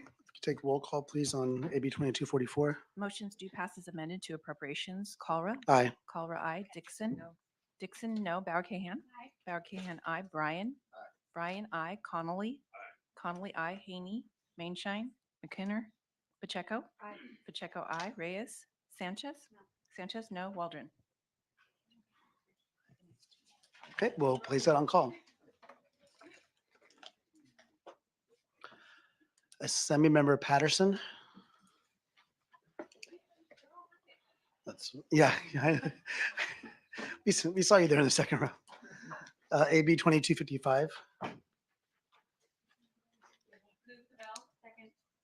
We have a motion and a second.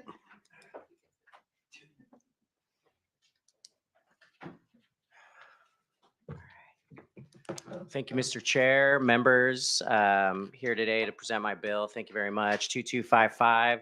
It's a very simple bill. Right now, our laws create a disincentive to adopt children from foster care at a certain age. My bill does a lot of things, but most importantly, it removes that disincentive to make sure that parents can, adopt their children. And I have with me I told her I didn't have a witness today because this bill is actually brought by a Placer County Board of Supervisors member, by the way, who's also a foster mom. And so I told my chief of staff, who's also a foster to adopt mom, that she's on deck this morning. So she has very prepared statement for you. Ready in season and out, right? We were just chatting last night and I was doing the math. We have adopted 2 of our 4 children, and our oldest that we actually adopted him 13 days short of him turning 16. Because of that, he lost out on all of these benefits.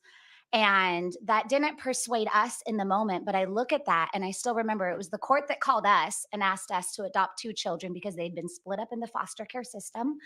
Nobody at that time was interested in adopting 2 older children. And so we opened up our home and were able to move forward with the adoption after they had been in foster care for 5 years and had lived in several different homes. And so as we were looking at this bill and Miss Landon brought it forward, my heart melted a little bit because I thought of also my daughter who we adopted, who turned 18 at the beginning of her senior year. I couldn't imagine an 18-year-old starting their senior year and losing all of their benefits and their support. And so although we were able to provide for them, there's many, many children that don't have that opportunity. And I think we all know that there's a crisis right now of older children needing to be adopted. And so I'm honored to be able to speak on the fly in the moment for this really important bill. Thank you. Anyone else here in support of AB 2255?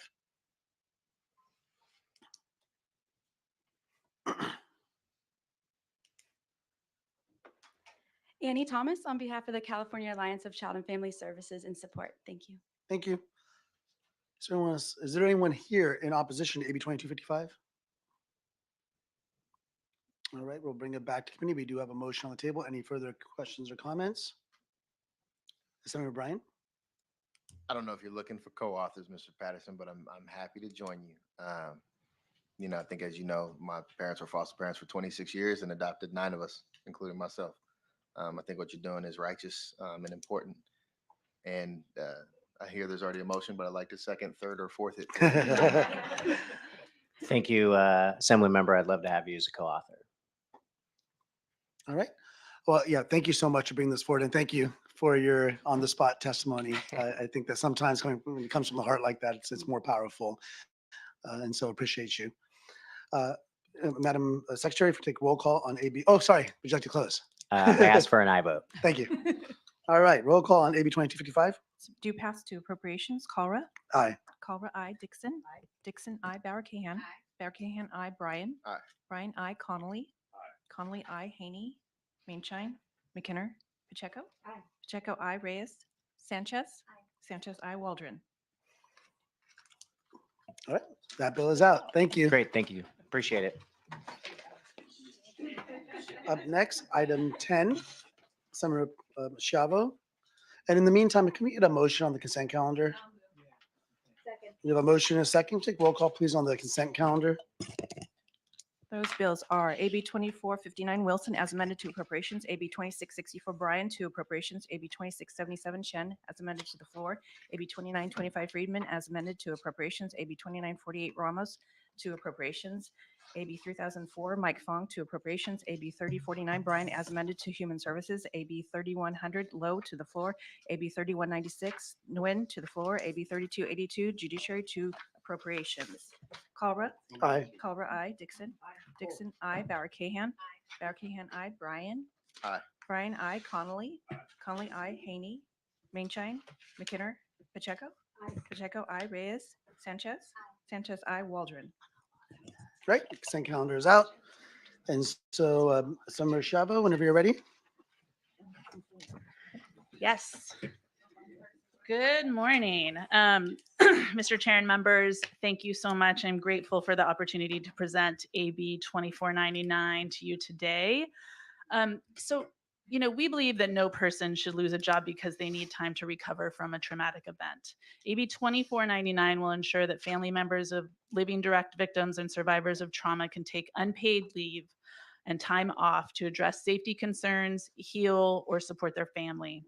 1 in 6 survivors of violent crime report losing their jobs or being demoted because they need to take time off for their traumatic event. 53% of survivors of domestic violence report losing a job because of the abuse. 7 out of 10 victims describe feeling unsafe or scared following victimization.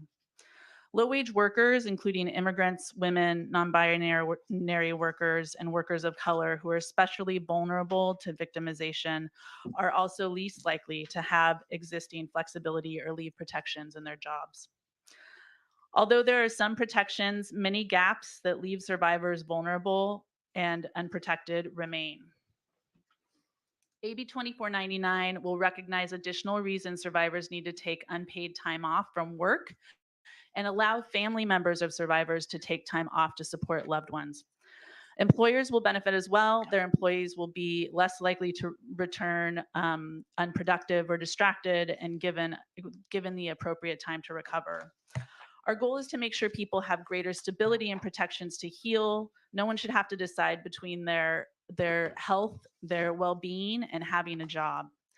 We are not requesting more sick days or faster accumulation. The cap is for unpaid leave and will stay at 12 weeks, and employees will not be allowed to extend beyond that. And we've clarified that in new amendments. I'd like to emphasize as well that if the employee were try to take unpaid leave for reasons that are not listed in the bill or current law, then the employer has no obligation to keep the job open for that employee. Also, currently, we know that employers, I know that there are concerns around moving the threshold down from 25 to 5 employees. Employers already have to make accommodations for things like the FMLA, which applies to 5 employees or more. So employers of 5 employees or more are already accustomed to making accommodations, and that is the maximum. No one expects that people are automatically going to take the maximum amount of time off. But joining me today to also testify is Stephanie Hatton from Crime Survivors and for Safety and Justice, and also Senior Staff Attorney Catherine Witchett with Legal Aid at Work. Thank you. Good morning. Thank you, Chair and members. I'm Stephanie Hatton from Stockton, California.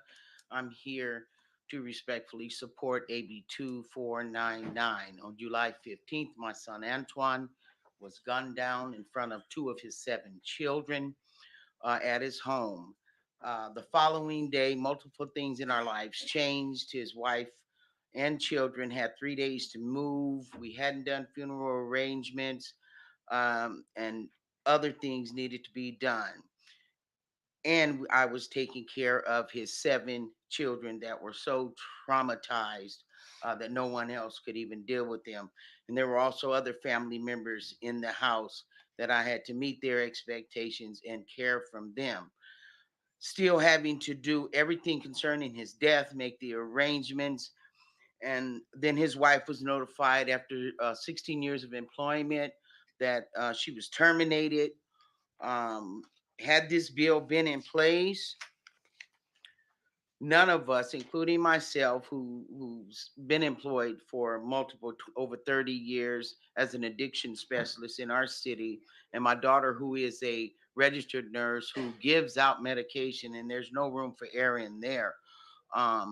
We really could have used that additional time in job protection to take care of our families, and our other family members would have been able to step in and help us as well.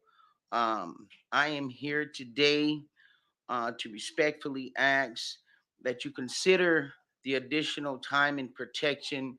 This resulted in us professional people having to go apply for food stamps after we worked hard in college and established careers so that we wouldn't be a burden. And what I've seen in other families, it's resulting in that. So I ask that you consider this bill so that we can stay functional. Thank you. Thank you. Good morning. My name is Catherine Witchett, and I'm a senior staff attorney at Legal Aid at Work, an organization dedicated to advancing workers' rights. And at our organization, we have a Survive helpline where we get calls from survivors of domestic violence and sexual assault who are calling because they're worried about their safety, but they can't leave their job. And it's not surprising given that 1 in 2 survivors of domestic violence and 1 in 6 survivors of violence end up losing their job, either because of the impacts of violence or needing to take time off related to it. While California has some protections in place for these survivors, they don't go far enough, and this bill fills in those cracks. So first, it allows family members of survivors of violence to access leave from work for specific reasons. So it's unpaid leave capped at 12 weeks. And it's not just that someone can say, my daughter is experiencing domestic abuse, I'm going to take 12 weeks off from work. It's my daughter's experiencing abuse, I'm going to take a day to help her move from a dangerous home. I'm going to take an afternoon off to go to court with her. Employers are also allowed to ask for written certification of the reason. Additionally, the bill allows more folks to access reasonable accommodations, which are changes at work for the sake of safety. No employer has to provide them if they're an undue burden, and they're only for the purpose of making sure that somebody will be safe. And then finally, the bill streamlines the process for enforcing these rights by allowing survivors to file with the Civil Rights Department. By allowing survivors to file with this department that already enforces other leave and accommodation laws, it'll simplify the process instead of having them file with 2 agencies, as many currently have to, which can be confusing and harm people in asserting their rights. Nobody should go through what Ms. Hatton's family did, and nobody should be fired for taking time off from work to find childcare for a grandchild after their parent is gunned down in front of them. These are some of the reasons that we ask for your support. Thank you. Thank you. Anyone else here in support of AB 2499? Good morning, Seth Bramble here on behalf of the California Teachers Association. We are in support. Thank you. Good morning, Chair and members. Magali Zagal with Greenberg Traurig on behalf of the California Partnership to End Domestic Violence and strong support. Also testifying in support for the following organizations: California Work and Family Coalition, Asian Law Alliance, Breastfeed LA, California Breastfeeding Coalition, California Rural Legal Assistance Foundation, Center for Community Action and Environmental Justice, Center for Workers' Rights, Citizens for Choice, and Community Legal Services in East Palo Alto. Thank you. Thank you. Kevin Insco, Friends Committee on Legislation of California, also testifying on behalf of Electric Universe, LA Alliance for a New Economy, LA Best Babies Network, the National Council of Jewish Women Los Angeles, Orange County Equality Coalition, Parent Voices California, Woman Incorporated, Working Partnerships USA, Work Safe, and the UFCW Western States Council. Thank you. Thank you. Good morning, Chair Colora and committee members. Bryant Miramontes with ASSM California in support. Thank you. Good morning, Chair and members. Anthony DiMartino on behalf of Californians for Safety and Justice and Crime Survivors for Safety and Justice, proud co-sponsors, also in support Smart Justice California. Thank you. Thank you. Good morning, members. Yvonne Fernandez with the California Labor Federation in support. Thank you. Is there anyone here in opposition to AB 2499?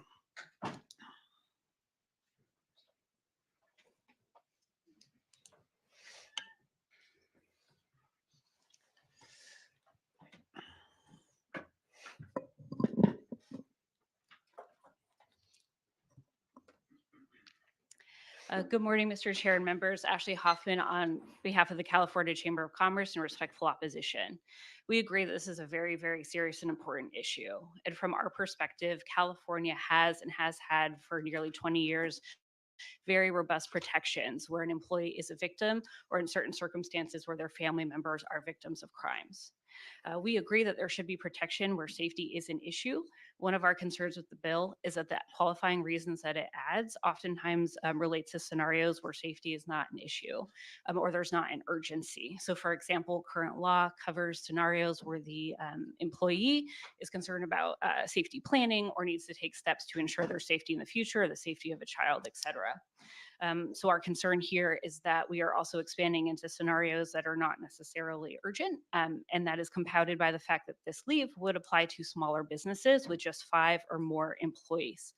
To the author's point about, the FMLA, yes, a couple of years ago, California did expand California's version of FMLA, which is CIFRA, to employers with just 5 or more employees. And I think that actually illustrates our concern. As our colleague will expand upon, small businesses have been subject to 9 new leaves in just the last 4 years, including that 12-week leave under CIFRA. So this would be the second time in just a couple of years that the legislature would be imposing a 12-week leave on businesses with just 5 workers. Thank you. Thank you. Good morning. You're done. You're done. Yes. Sorry. It's Time's quite up. Quite all right. After all that. I think that means you can't talk. Cut out right there. Good morning, Mr. Chair. Chris McKay with LA Area Chamber in respectful opposition. Sorry, Assembly members, for my back to you. As Ms. Hoffman indicated, our fundamental concern is the additional of another uncapped leave. As Ms. Hoffman indicated, the last 4 years, we've had more than a half a dozen additional leaves, whether it's the expansion of CFRA down to 5, bereavement leave, supplemental paid sick leave, et cetera. A bill like this cannot be viewed in isolation by this committee. You have to put it in that perspective, and not just those 9 leaves in the last 4 years, but the number of labor code revisions, amendments, additions that occur each and every year. The last dozen or so years that I've been tracking it, we're doing anywhere from 35 to 65 new and expanded labor and employment or labor code provisions each and every year. For large corporations that have HR and in-house legal counsel, question whether or not they can handle it.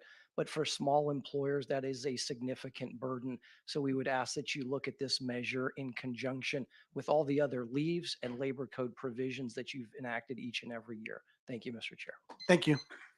Anyone else here in opposition to AB 2499?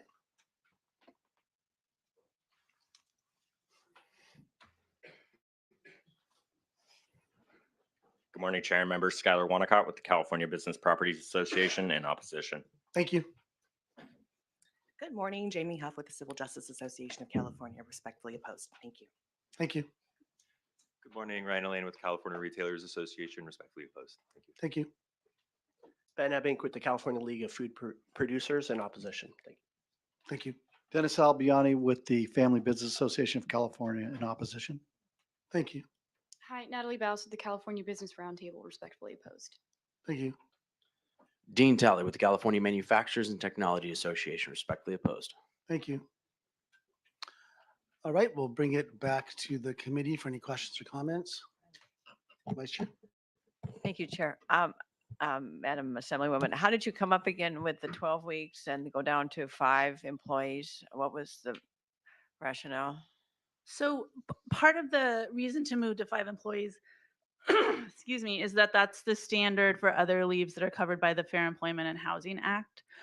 So we, it's confusing, I think, when you have different standards, different things for both employees and employers to understand. And so we wanted to make that consistent.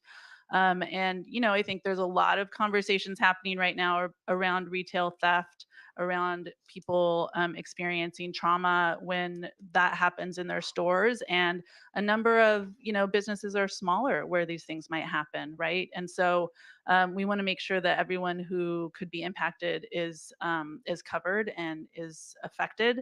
I know that additionally, I hear the opposition and they're trying to kind of combine this with a number of other policies that have happened, right, to make it a lot bigger than it is. But I think it's actually not that big because there's only been 215 complaints to the Labor Commission in the last 3 years around survivor benefits. That's 70 a year. This is not something that's going to tank small businesses in the state of California. This is not fortunately, not a huge issue. But we shouldn't have situations like this where someone who's a professional or not, who has lost their job and their ability to provide for their family because they're taking care of the children who have been traumatized by a terrible event. So we don't think that this is a widespread need, but when it is a need, people should have this right to retain their job and get the care and protection that they need. Well, I'm certainly sympathetic to any adverse situation and traumatic situation. I don't know how many people here have run a small business. 5 people, one is gone for 12 weeks. I mean, you say it doesn't harm business unless you're a small business owner. I don't know how anyone can say that. I'm a small business owner, actually, and I grew up in a family of small business well, owners. then you and have an appreciation for that, and I then, do. and I appreciate that. And that was a fortunate situation to recover if someone was gone. Not only that, but other employees do have sick days. I mean, in a company with only 5 employees, conceivably, everybody's out with COVID or measles or some kind of cold situation. I mean, 5 doesn't give you much latitude to really have a workforce that is consistent and sustained. And the 12 weeks, I mean, I think for the victim, absolutely. Also, I don't forget that employees have vacation time. They have flexible day time. Most vacation personal days have now been consolidated into a flexible work time. And so sometimes up to 3 weeks, 4 weeks, depending on the size of the company, of course, and the wherewithal of the company and those benefits. So I just, particularly in a company that has only 5 employees, a small business, there's really a personal relationship with the employer and sitting down and saying, my brother, my family, my this has this terrible situation. Can I just have an extended unpaid leave? And it may just be a week or 2 weeks, but there's more of a personal interaction. Granted, large companies can perhaps handle this, but nonetheless, it's still a cost. It's just one more cost to business. And it's becoming so apparent to me that we do a little bit here and a little bit there, and pretty soon that business has gone to Arizona. And that happens. I mean, we've seen it. We know that there's an unemployment situation in California because many of the employers have left the onerous anti-business climate in California. So I'm sympathetic. I think it doesn't have, my opinion, it doesn't have to be 12 weeks. And I would like to exclude small business and possibly consider an amendment to a minimum of 50 or 100 employees. Small businesses are barely hanging on today with all these regulations and costs of doing business and doing business in California. One more chip away at being trying to be a successful business that provides jobs for people. So I appreciate your intent and the empathy that we all have for people in traumatic and victims, people in traumatic situations. But we also have to balance that with the economic need of a small business and just the management of a small business. And I would say that it is really totally unacceptable for any employer to deny an employee and their family member to get through a very difficult time with some relief. I just say in a small business, you could work together to sort these things out if needed. But anyway, I just think it's onerous and it's a burden on all business, but especially small business. So thank you. Thank you. Yes. If I may. Somebody step up. I agree it's unacceptable to deny leave, which is why we have this bill. And I think that, like you said, small businesses are having to figure out people taking off for COVID, people taking off for family medical leave, people taking off for all kinds of other things, right? This is something that already small businesses figure out. I grew up in a family with a small business, and sometimes my dad was the only employee, and sometimes he had 10 or 15 employees, right? Either way, that would definitely impact him and be a hardship. He was he had electrical contractor business, and finding electricians is not easy to replace. So I understand that and I empathize with that. But this is something that is figured out all the time. And like I said, there's no burning building here. It's 70 complaints a year. We're talking about a state of 39 million people. This is not a huge issue that small businesses are facing or dealing with, fortunately, because we don't want it to be a huge issue that our community is facing. And so it's really negligible. We talk about budget dust. This is time off dust that we're talking about in the scheme of things in the state of California. And so I just don't see this overwhelming impact to small businesses that's being talked about by opposition. May I just make one more comment? Sure. I appreciate that in terms of the facts and the prior experience. My observation is once laws are created, then suddenly everybody thinks, oh, well, we could go after that. So I do not rely on the conditions or the situations that drove the 70 reports, because once you create a law, then it just creates a desire to utilize the provisions of that law. And I think that will just invite more opportunities for people to use this, and maybe rightfully so. But on the other hand, to make it a requirement, wish it would be encouraged or suggested, but not required. That's people's livelihood. Thank you. Thank you. Senator Bauer Kahan. Thank you. And you may not know the answer to this, so sorry to put you on the spot. But the 70, do we have any idea how big those businesses were? That information Okay. is in the Labor Commissioner's reports. That's what I thought. So sorry to ask a question you may not know the answer to. I was just curious. And then my second question is, so I was here when we did the CIFRA expansion. I was one of the votes that got it over the line, to be honest with you, because I really thought it was critically important that people, even at businesses of 5, had that leave. When I made that vote, I'll be honest with you, I didn't think I was setting a precedent forever. So hindsight is 2020. And I want to say we went further and we created a mandatory mediation program for small businesses in that bill, because as a former attorney, one of the things that concerned me was, 70 businesses in California isn't a lot. If it's 70 small businesses, a lawsuit against a small business can shut them down. And so we actually created this mandatory mediation program that we're extending this year because it was incredibly successful, that required that there would be a way to avoid lawsuits for small businesses, that the workers could get their rights vindicated, they could get answers to questions, but small businesses who don't have HR departments, who don't have expensive lawyers, who don't understand the myriad of regulations we place on them, could have a way to avoid the cost of litigation, which is real, especially for a small business, which I'm sure you're aware. And so my real concern here is that we're just piling on to these businesses of 5 or more that don't have the capacity to comply with all of these legal frameworks. And so you said we're already doing it. We are. I know I voted for the bill that made it possible to do this for 5 employees, but there are still places where we have capped it at 25. I don't think it's across the board at 5, but correct me if I'm wrong. Anybody? Yeah. Okay. So I guess I'm not comfortable lowering this to 5 employees, because I do think that for those 70 small businesses, it could be the end of them. And yes, that's not a ton of businesses, but for me, it's enough. And I think that what I balance in these bills is, and I want to say, I'm so sorry. You have been through more than any human should have to bear. And that should be corrected. And there's no question about that. I also know that the largest employer in the state of California is our small businesses. And if we don't keep that ecosystem healthy, the livelihood of the people that work in those small businesses is also at risk. So how do we keep that ecosystem healthy while also ensuring people like your witness here today have what they need? And I guess I've always felt, and maybe this is naive of me, but in my experience with small businesses, they're like families. And the small businesses are probably the first to go out and accommodate people. And it's the big companies that are going to say no, right? I mean, I guess that's my gut.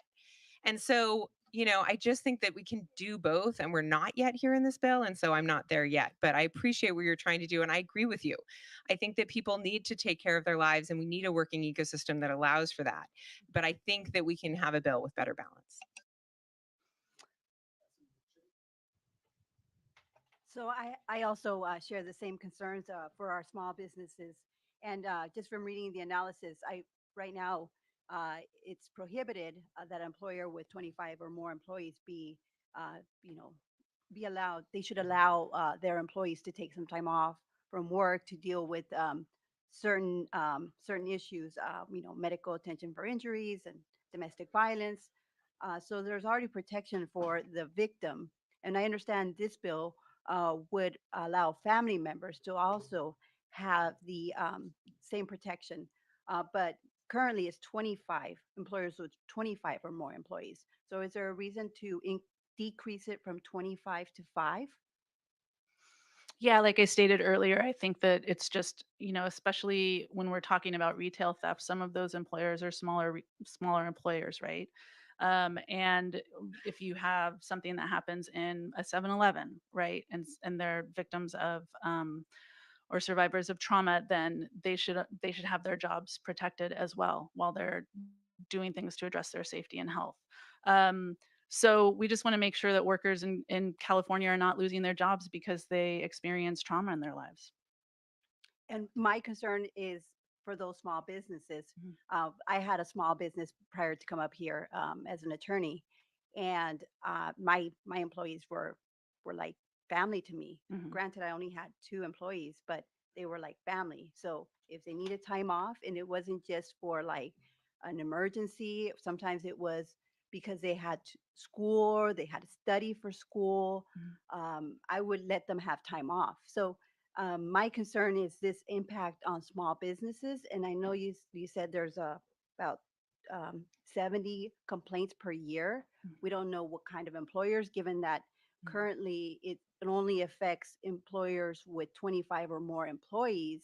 So currently the law wouldn't even affect small businesses, and now we're decreasing it to 5 or more employees. So my concern is more about small businesses and how it would be impacted, given that now they'd be required to give at maximum 12 weeks time off. And granted, I know the testimony was that they could, it would be dependent on how much time the person needed, but it's not specified here. And I know it says that in the analysis, it's not specified that that it depends on what is reasonable for whatever is occurring in that person's life or in their family member's life.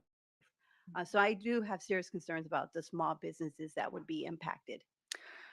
I mean, I guess I'll just say one thing, because I hear people being concerned about small businesses, but then at the same time, I hear everyone saying small businesses are like a family, which has been my experience too. And you give people time off for homework. And so why wouldn't we give people time off if they have suffered from trauma? Why would we not give them time off to take care of their son's children who are going through trauma, right? Why would we not do that? And so I think that that's probably happening, is what's happening, right? I think that this is probably not really a big issue. I know that a lot of times discussions when it comes to things that impact businesses are focused on small businesses, but in fact, it is the large corporations who are behind a lot of the opposition. And I would expect that that's what's happening here. And I think that they will be okay. I think that the large businesses can give leave to the few people in the state of California who are going to need leave for this purpose. I don't think it's going to overwhelm anyone. I don't think it's going to put anyone out of business. And I think that probably when it comes to small businesses, that they are already accommodating people when they go through something like this, because it is like a family member who is going through trauma and you want to support them, right? So in those few instances where an employer will actually replace you for experiencing trauma, we want to make sure they're protected. And that is what this bill is really aiming to do. And I want to also give uh, um, my witness an opportunity to respond if she has anything additionally too. Yeah, thank you. I did want to clarify that the bill does say that your job is protected only if you're taking time off for the covered reason. So it's not the status gives you the right to 12 weeks. It's that you have the right to take time off for those specific reasons. And I think it's worth noting as well that if somebody is going through one of these circumstances, what the bill does is make sure if they take time off that they won't be fired. You know, there's no guarantee that that employee is going to come to work on the day that their daughter's being abused at home and they need to go help. It's just whether or not the employer is going to fire them for doing that. And to the point of the California Family Rights Act moving from 50 employees to 5,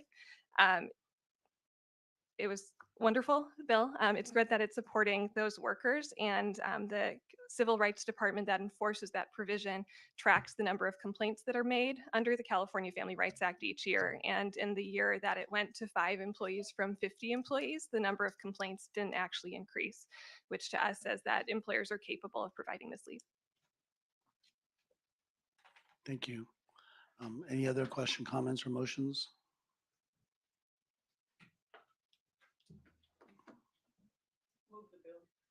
We have a motion and we have a second. Thank you, everyone, for the important debate on this. It does have an I recommendation for the reasons that the author stated, in that although it may be an expansion, I think the volume of incidents in which would actually be exercised is probably pretty low. But in the few cases that it would be, we can see examples of who it's there to protect. Would you like to close? I appreciate the questions and concerns. I hope that we've been able to address them and really show that the scope of the impact of this bill, while I think small to the business community, is very big in families and individuals' lives who are threatened with losing their job because they have experienced trauma or supporting a family member with trauma. And so respectfully ask for your aye vote. Thank you. Thank you. Motions do pass as amended to appropriations. Cholera? Aye. Cholera, aye. Dixon? Dixon, no. Bauer Cahan? Bryan? Bryan, aye. Connolly? Connolly, aye. Haney? Haney, aye. Mainshine? McKinner? Pacheco? Not voting. Reyes? Reyes, aye. Sanchez? Sanchez, no. Waldron? Great, we'll place that on call. Thank you. Yeah, Assemblymember Santiago. Item 6, AB 2224.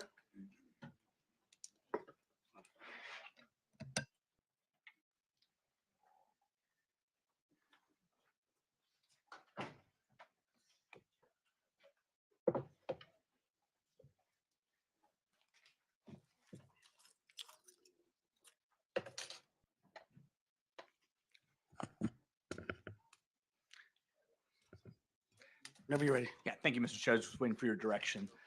Appreciate it. First, I want to thank the committee chair and the staff and committee members who have helped to put input in this bill. Very simple and plain. Special Immigrants Juvenile Status, commonly referred to as SIJS, provides limited immigration relief for vulnerable undocumented children and young people who have been abused, neglected, or abandoned by one or both of their parents. This bill just simply seeks to extend social services to this population. And second, it seeks to combat the backlog by ensuring clarity and expediency in 2 simple ways. To ensure that this population gets a court order the same day it's granted, to ensure the reduction of delays in filing their petition, and clarifies that the court can appoint a non-abusive parent as a child's guardian. Mr. Chair, I've decided to be brief given the length of the other one, but I could give you a long version if you'd like. Certainly, And would respectfully ask for an aye vote. Thank you. I'm sure members can ask you to elaborate if they feel the need. Is there anyone else? Is there anyone here in support of AB 2224? We have a motion and a second. Yes, please. Sorry. Priscilla Quitos here on behalf of the California Faculty Association in support. Thank you. Anyone here in opposition to AB 2224? All right, we have a motion. Any other question or comments from committee? Thank you, Assemblymember, for bringing this forward. Would you like to close? Respectful and ask for an aye vote. And again, didn't want to be disrespectful to the committee, but I wanted to present in the interest of time a brief presentation. No, I appreciate it. Thank you so much for bringing this bill forward. Motions do pass to appropriations. Cholera? Aye. Cholera, aye. Dixon? Bauer Cahan? Bauer Cahan, aye. Bryan? Connolly? Haney? Haney, aye. Mainshine? Mainshine, aye. McKinner? Pacheco? Aye. Pacheco, aye. Reyes? Reyes, aye. Sanchez? Waldron? Okay, that bill is out. Thank you. Thank you. Do we have a motion on item 1, AB 2089 Holden? We have a motion and a second. Madam Secretary, if you take roll on the vote for AB 2089, please. Motions do pass to appropriations. Cholera. Aye. Cholera, aye. Dixon. No. Dixon, no. Bauer Cahan. Bauer Cahan, aye. Bryan. Connolly. Haney. Aye. Haney, aye. Mainshine.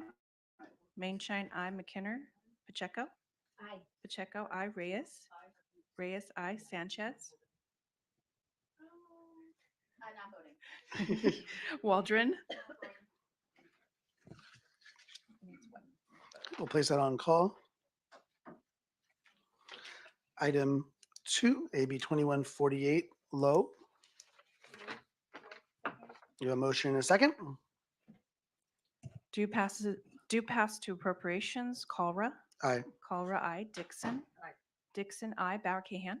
Bauer Cahan, aye. Bryan. Connolly. Connolly, aye. Haney. Haney, aye. Mainshine. Mainshine, aye. McKinner. Pacheco. Pacheco, aye. Reyes. Reyes, aye. Sanchez. Sanchez, aye. Waldron. Waldron, aye. Okay, that bill is out. No. Item 5, AB 2223 Aguirre Curry. The motion and a second? Do pass to appropriations. Cholera. Aye. Cholera, aye. Dixon. Dixon, aye. Bauer Cahan. Bauer Cahan, aye. Bryan. Connolly. Connolly, aye. Haney. Haney, aye. Mainshine. Mainshine, aye. McKinner. Pacheco. Pacheco, aye. Reyes. Reyes, aye. Sanchez. Sanchez, aye. Waldron. Waldron, aye. Okay, that bill is out. Item 12, AB 2606 Aguirre Curry. We have a motion and a second? Do pass to appropriations. Cholera. Aye. Cholera, aye. Dixon. Dixon, aye. Bauer Cahan. Bauer Cahan, aye. Bryan. Connolly. Connolly, aye. Haney. Haney, aye. Mainshine. Mainshine, aye. McKinner. Pacheco. Pacheco, aye. Reyes. Reyes, aye. Sanchez. Sanchez, aye. Waldron. That's 2606. AB 2606 Aguirre Curry, California Agave Commission. Waldron, aye. That bill is out. Item 21 Wood, AB 3218.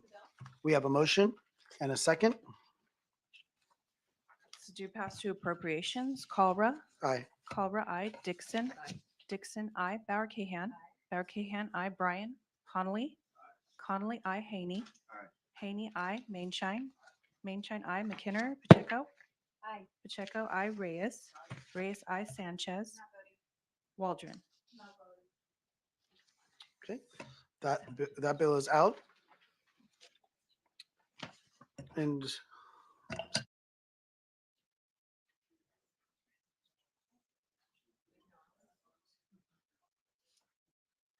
all right, why don't we go ahead to go to some member bills, and we still have some add-ons and on-calls that we can get to later. Senator Connolly, you ready to go? Yeah, there we go. It's teamwork.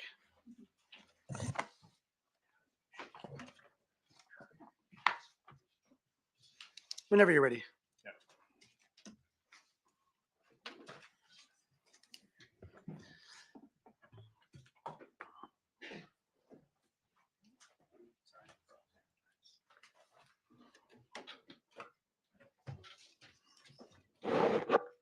And for the record, Assemblymember Connolly was given prior permission for use of these displays.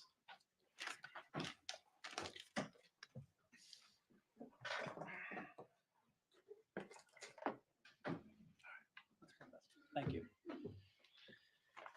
Thank you, Chair and members. Good morning. I'd like to begin by thanking the committee staff for their work on this bill, and I will be accepting the committee's amendments. Members, today I'm proud to present AB 2149, which will be known as Alex's Law. In 2019, we suffered a tragedy in Marin County. 7-year-old Alex Quanbeck was at his school playing with his friends and went to close a 300-pound gate to stop their football from rolling into the nearby alley. As he started to roll, the gate closed. The gate came off its rails and fell and crushed Alex, killing him. This, unfortunately, is a not uncommon occurrence in California and throughout the country. Just last November, tragedy struck again in Tucson, Arizona, when a 9-year-old girl was helping close a gate at her school, which came loose from its support and fell and killed her. There are no existing statewide or federal laws requiring heavy-duty gates to be inspected or repaired on a regular basis. Without any protections, when a gate is poorly designed, damaged, or just overused, it has a risk of disconnecting from its supports and falling. These gates can be up to 20 or 30 feet long, up to 8 feet tall. They often weigh between 300 to 400 pounds, making it almost impossible for someone crushed underneath to lift the gate and escape. AB 2149 calls for these gates to be installed with a positive stop, literally a $50 piece of metal that stops a gate from toppling over if it becomes separated from its track. This bill only applies to gates that weigh more than 50 pounds and larger than 4 feet wide or 7 feet tall. It will be the responsibility of the gate owner to make sure their gate is inspected every 5 years, and local building officials will only have to become involved in egregious cases. The bill also gives local building officials and building departments the ability to recoup the cost of the bill through fines against a gate owner for failing to have their gate inspected and repaired in a timely manner. We have worked to try and apply this bill to those gates that are likely to impact the public at large. I'm committed to working with the agriculture industry to find a compromise that will respect the unique needs of agriculture while keeping employees and the public safe. With me to testify today is Eric Klonbeck, the father of Alex Klonbeck and co-owner of the Hummingbird Alliance, and Rob Epstein with the City of San Rafael, which has already implemented some of the measures outlined in this bill. Thank you. Thank you, Assemblymember Connolly, and thank you to the committee and the staff for giving me an opportunity to address you. So I'd like to start with just giving you a sense of the size and scale of these gates. So I apologize in advance for the props. It's not to be dramatic, but this gate here on the bottom left, this is the gate that fell on my son. So to give you a sense, this fence at Mark Day School, which is a private school in San Rafael, was built in response to Sandy Hook. As you can imagine, many schools across the state in California are putting in gates and fences for security perspectives. However, the challenge is when you design these gates and fences, you often have to design them for pedestrian access. The football, this is concrete, he wasn't playing on concrete. There was a grass field where he was playing football. The reason this fence and slash gate is so long and high is because you have to enable first responders to be able to get onto a school ground. So when you build a gate of this size and magnitude, the weight becomes very dangerous if it were to fall off of the actual fence that it's attached to. So in the case of my son, at the risk of being dramatic, this 300-pound gate fell off of the fence. He was a 60-pound child at the time. He was in first grade. It fell onto his head and he went to cardiac arrest immediately on the school playground. Unfortunately, Alex is not alone. And so when you look at this map up here, this is across the country, other incidences where we've seen fatalities from falling gates. Now, there's been questions about, are they manual gates? Are they swing gates? Are they automatic? Unfortunately, and this is one reason why we have the industry support from the American Fence Association, all of these different designs for these gates have led to fatalities. So I won't go through the whole list. Alex was obviously here in San Rafael. You saw Assemblymember Connolly talk about the child who just died in Tucson. This case in Moab, at the risk of being a little too graphic, this was a national case where a woman was decapitated by a swinging gate that came through her car windshield when she was outside of Arches National Park. Here in, excuse me, Las Vegas, this was a boy who was crushed by an automatic gate. The motor obviously kept closing the gate when the child was in between the gate and the fence. So the takeaway here is not obviously to keep reminiscing about all of these deaths, but to see what we can do as a society to make these gates safer. If I take one thing from my son's death, and the reason we started the Hummingbird Alliance is the actual fix, right, to prevent these gates from causing fatalities is basically two $50 parts. So here you can see highlighted in orange, this is the fall stop post. You can see this is a manual gate that would slide back and forth. Had this part, which is $50, been adhered to this gate, my son would be here with me today and I wouldn't be in front of you. This mechanism right here, this little wire cord that goes around the swing gate, this would have kept the woman alive in Moab that I talked about earlier in my remarks. I have confidence that this bill and this law will save people. I actually spoke to the Tucson police officer who was in charge of investigating the death in Tucson. He said, had this law been implemented in Tucson, she would be alive today. And the last thing I'll close with, and I know I'm being a little verbose, is there's already industry standards from ASTM and UL 325 that we're just trying to implement in law at the statewide level. And that's why we have the support of the industry. Thank you for your time. Thank you for sharing and for your advocacy.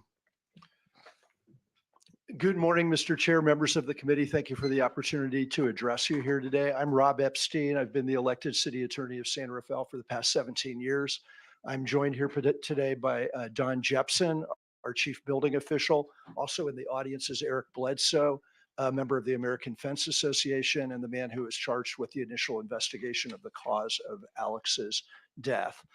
As a native of San Rafael and a attorney working for the city, I was aware, of course, of this incident when it occurred, but what I did not understand was how it occurred. And when I learned that this issue is so unknown, because when you look at a gate, if you don't know, you wouldn't understand that when it slides past the stop point, if it doesn't have these tools attached to it, it'll fall and hurt somebody. And once I realized it, I thought, oh my God, this is something that most people wouldn't understand or know. People like Don would, but people like me wouldn't. And when we realized that in San Rafael, we said we got to do something about it. And I'm proud to say we were the first city to enact a local ordinance that addressed the issue, drafted by Don, who can tell you all the technical details. And we then persuaded all of our other cities in Marin County to do the same, but it's not enough. We really need a state law, not only to ensure that this issue is addressed by inspection, by people that are going to be addressing it throughout the state, but also just to inform people. By enacting a law like this will get more people educated about the issue. I want to just close by analogizing to SB 721, which arose from an incident that you'll all recall in Berkeley when a number of students were killed when a balcony fell. Yeah. It's similar to me because it's, again, an issue that us lay people wouldn't recognize. But then once it happened, we became aware of it. And this legislature enacted a law to address it. I think it's a perfect analogy here. I really urge the committee to pass this bill so that we can make it state law. Don's here to answer questions. Thank you. No, I appreciate it. Anyone else here in support of AB 2149?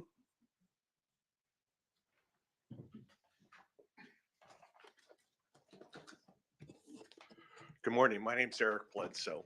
I have investigated 3 cases in California that led to a death and 2 injuries. Member of American Fence Association, and I wholeheartedly support this legislation. Thank you. Thank you.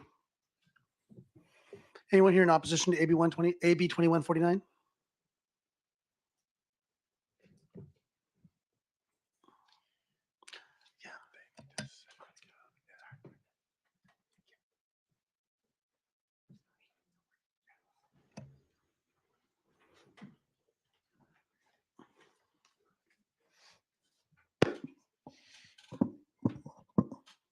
Good morning. I think it's good morning. Good morning. Tracy Ryan with the Rural County Representatives of California. We represent the 40 rural counties in California. Regrettably, we do have an oppose unless amended on this bill.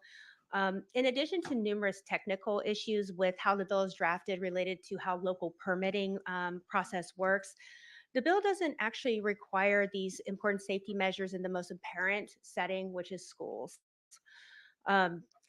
Our concern with this bill actually, though, is more encompassing than the technical issues. The regulated gates in this bill, as stated by the author, is 50 pounds and then 48 wide or 84 high. That would be an uncountable number of gates in our communities, especially the rural ones. And in addition, what has been presented has been heavy gates. Heavy gates are a problem consistently throughout what has been talked about. It's 200 to 300-pound gates. What's actually regulated in this bill is 50 pounds. And again, going back to the number of gates that would be in our communities. About the workload for counties, and that's where our constituency, where our concerns really lie. And what was put in the analysis is true, that this doesn't seem to be a large workload, and that we can be reimbursed for the money that is spent on doing this. Unfortunately, these are things that are problematic and is already known to have issues in local government with permitting. We have permitting backlogs. In fact, there is a bill going through the legislature right now that will require us to have private parties do inspections because we are so behind as far as being reimbursed for the costs associated with this bill. Again, there are numerous bills going through the legislature right now that will, in one way or another, limit our ability to recoup costs.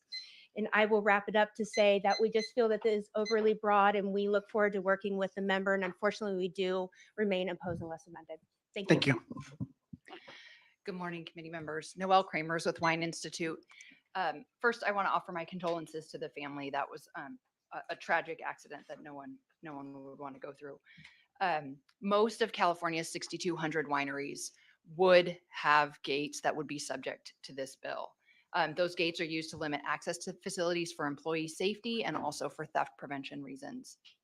California law already requires that employers maintain a safe and healthful workplace for their employees. And they do that through a written effective injury and illness prevention program. And so if the gates are presenting a potential risk to their employees, they are already required to be addressing those risks through their IIPP. This bill would add costs, both through the requirement to have all gates weighing over 50 pounds and wider than 48 inches or taller than 84 inches inspected every 5 years. But also wineries would have to use their staff time to hire a professional to come out and conduct the inspection, accompany that professional on the inspection. And just to give a sense, 4,000 wineries in California have 9 or fewer employees. So this is an impact on small businesses. I appreciate the discussion in the committee analysis about questioning whether this applies to agricultural operations. But the plain definition of commercial means occupied or engaged in commerce.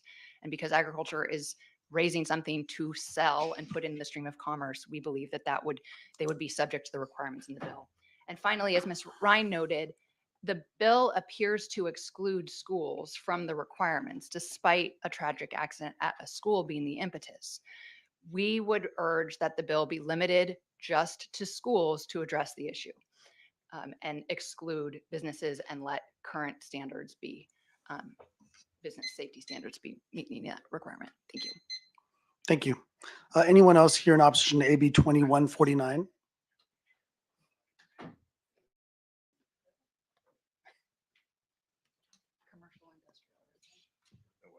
Dennis Albiani on behalf of the California Grain and Feed Association, California Seed Association, and several other agricultural interests, but also the Family Business Association of California. Thank you. Thank you. Katie Little with the California League of Food Producers in opposition. Thank you. Nico Molina on behalf of the California Forestry Association with an opposed unless admitted position. Thank you. Thank you. Good morning, Erin Robert on behalf of the Almond Alliance and also in opposition. Thank you. Thank you.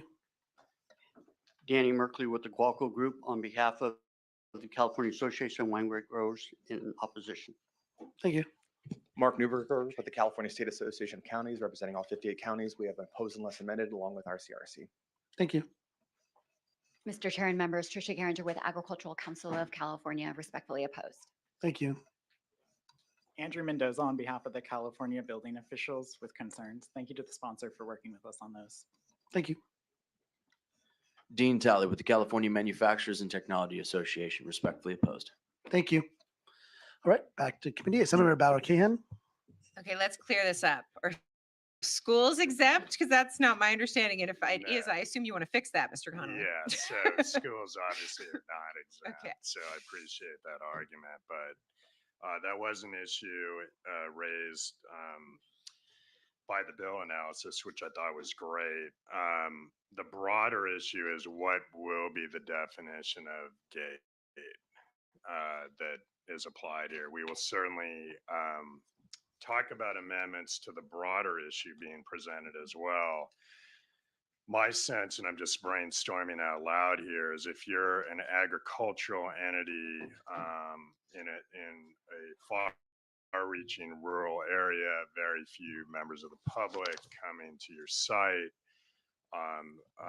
and precautions are in place, that's one thing. If you're a winery that is open to thousands of people coming through and you have an unsafe gate, I would be hard pressed to understand why some simple inspection and repair work would not be appropriate.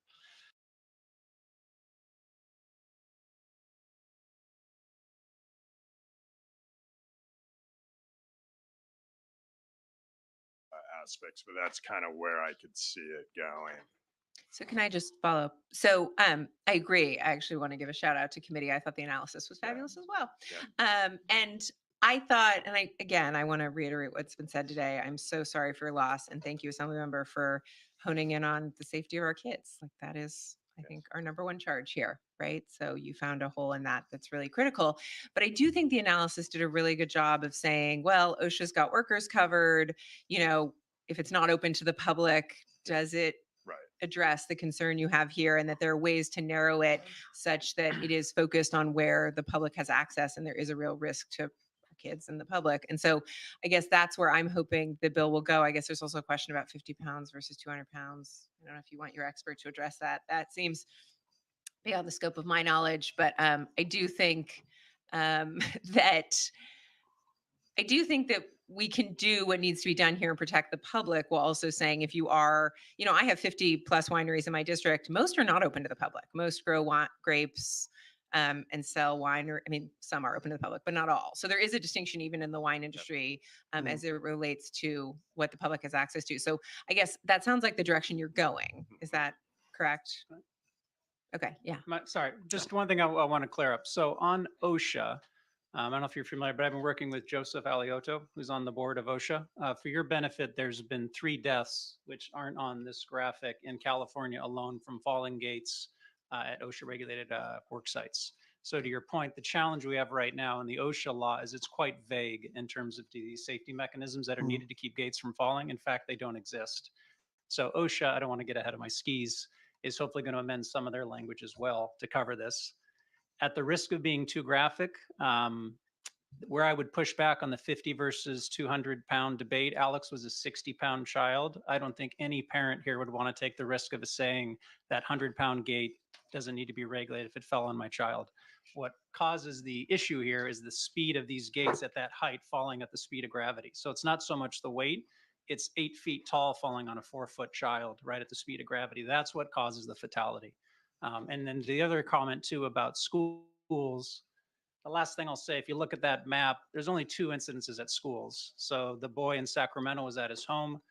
The kid in Mukilteo was at a church synagogue. And so when you think about multifamily residential, people build these gates constantly to provide a sense of protection and safety. And that's why they exist. Apartment buildings, commercial buildings, residential, et cetera.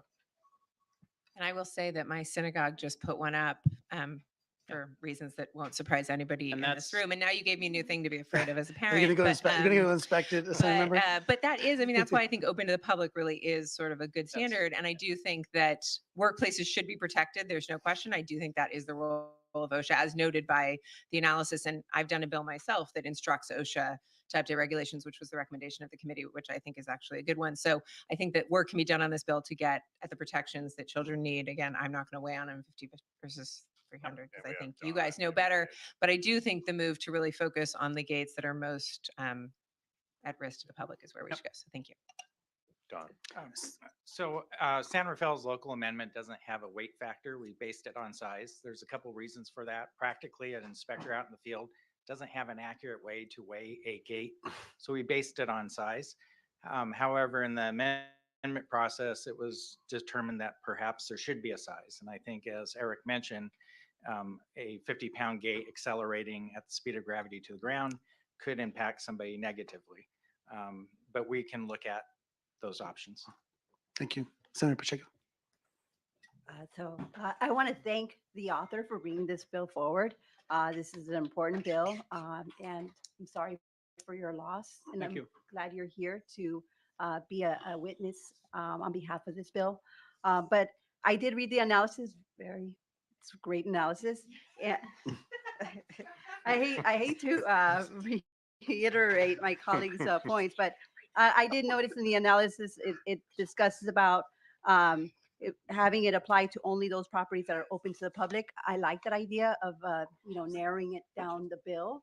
I do think it's a great bill. I will be supporting the bill today, but I think that maybe that's an area that can be worked upon so that way other industries won't be impacted, especially if they're not open to the public. But I commend the author for bringing this bill forward. It's an important bill, especially if it's going to save children's lives. So thank you so much for this bill. I also want to commend the author. The author's been incredibly amenable to suggestions, thoughts, amendments, and I'm confident that those conversations will continue in a productive way. If this bill moves forward, I think this bill certainly deserves the opportunity for that continued dialogue with opposition, some of the issues, concerns raised here, some of the issues or thoughts in the staff analysis. And so I'm confident that our author here is going to continue to work on this and to ensure the intention of the bill still remains intact. And that's really to protect not just children, but protect the general public from hazards that can be avoided. I think we'll be able to find the right spot for this. And I think we're pretty close, quite frankly. Is there a motion on this? Do we have a motion?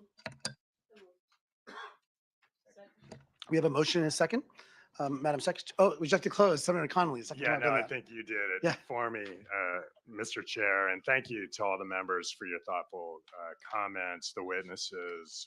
We certainly will continue to work on this and really go forward with the ultimate goal of ensuring that no other families have to face this kind of tragedy. And I particularly want to thank Eric on behalf of his family for coming today. And I look forward to continuing with the work ahead on this bill and respectfully ask for your aye vote. Thank you. Do pass is amended to appropriations. Colra. Aye. Colra, aye. Dixon. Bauer Cahan. Bauer Cahan, aye. Bryan. Connolly. Aye. Connolly, aye. Haney. Haney, aye. Mainshine. Mainshine, aye. McKinner. McKinner, aye. Pacheco. Pacheco, aye. Reyes. Reyes, aye. Sanchez. Waldron. Waldron, aye. That bill is out. Thanks. I think we have some Carrillo's here, AB 2699.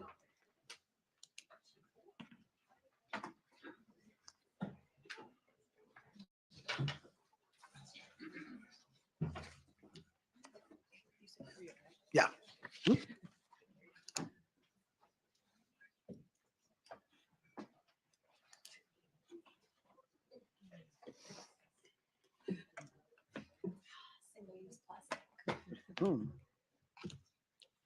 Thank you. Whenever you're ready.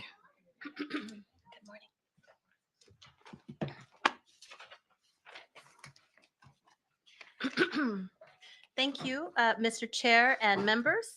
I'd like to start off by accepting the committee amendments and thank your staff for working with mine to complete those. And I'm proud to present AB 2699, which will offer regulatory clarity in the California Accidental Release Program, or CalARP, while also raising the penalties on those who endanger communities when they violate the law. The California Accidental Release Program began in the late 1990s and is intended to keep surrounding communities safe from the releases of hazardous materials from facilities that handle, use, store, or manufacture them in large quantities. The program requires that these facilities have a risk management plan in the event of a release, and that in the event of a release, they also inform the state and the Unified Program Agency officials at the local fire department immediately so that appropriate measures can be taken and needed information can be given to the public. However, the maximum daily fine for noncompliance with the California Accidental Release Program is only $5,000 for these large facilities. As a result, our fire officials report that there have been multiple instances where bad actors have decided that $5,000 is okay for their bottom line and avoid having to publicly report a release that could threaten health and safety in nearby communities. This bill will set a new maximum daily fine of $20,000 or $30,000 if a violation is committed knowingly, in line with federal and other unified program agency imposed fines.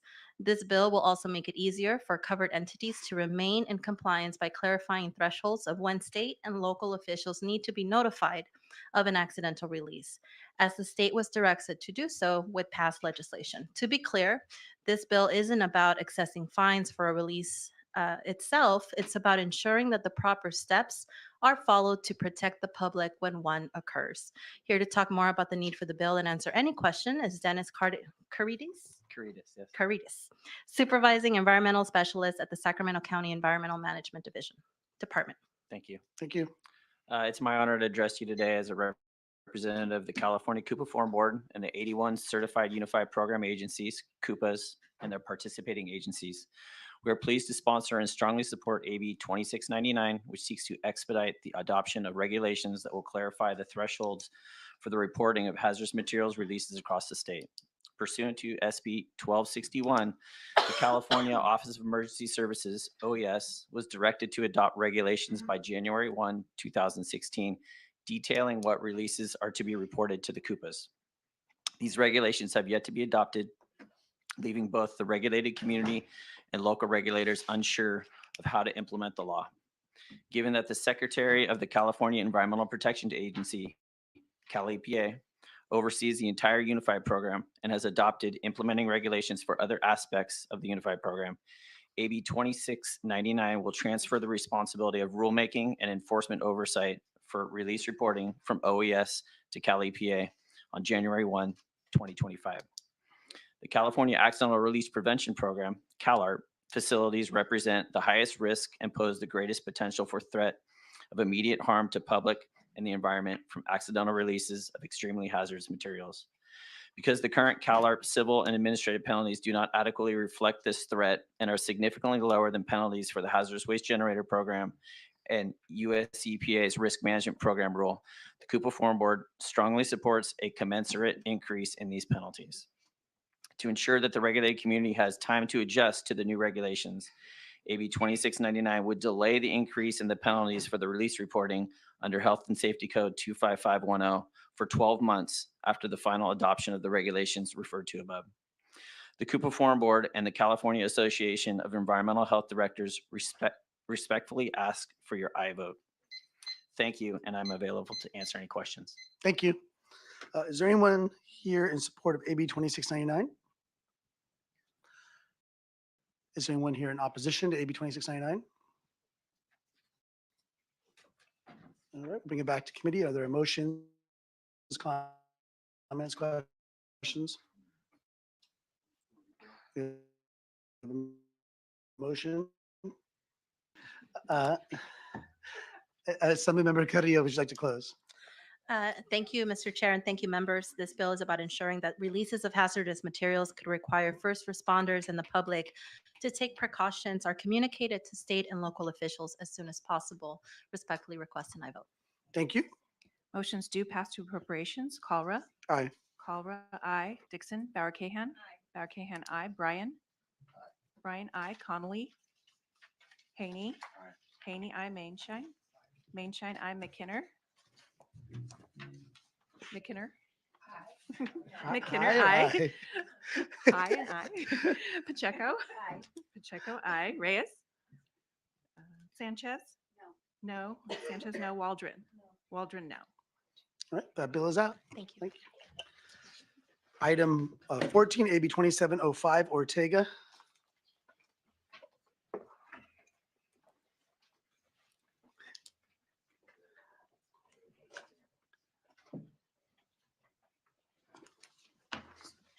Okay. Let's see. Oh, yeah. We have a motion and a second. My technical support is on their way.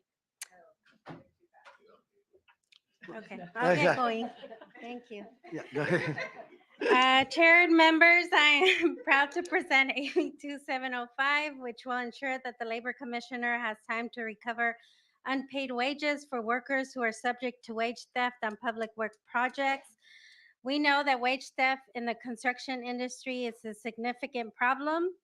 The Public Works Unit of the Labor Commissioner's Bureau of Field Enforcement, charged with investigating complaints arising from violations of prevailing wage and apprenticeship laws, opened nearly 2,000 cases for back wage owed to workers in 2020 and 21, and assessed over 10.6 million in penalties. Under existing law, when the Labor Commissioner finds a violation of prevailing wage requirements on a project, the Labor Commissioner has 18 months to determine the amount of fines and penalties to be assessed, but only 6 months to sue the company that bonded the project. This inconsistency in the two statute of limitations means the Labor Commissioner could be in the middle of an assessment and run out of time to recover the wages owed to the workers from the bonding company. Workers should not suffer for potentially significant loss of wages due to an unintentional inconsistency in the law. AB 2705 simply aligns the two statutes of limitations so that the Labor Commissioner has up to 18 months to both make the assessment and sue the bonding company to recover workers' wages. I don't have any witnesses with me today. In closing, I respectfully ask for your eye vote. Thank you. Is there anyone here in support of AB 2705? Good morning, Chair and members. Martin Vindiola on behalf of the California State Association of Electrical Workers, the California State Pipe Trades Council, and the Western States Council of Sheet Metal Workers in support. Thank you. Thank you. Mr. Chair, members, Mike Monaghan on behalf of the State Building Trades in support. Thank you. Mr. Chairman and members, Matt Kremens on behalf of the California Nevada Conference of Operating Engineers in strong support. Thank you. Is there anyone here in opposition to AB 2705?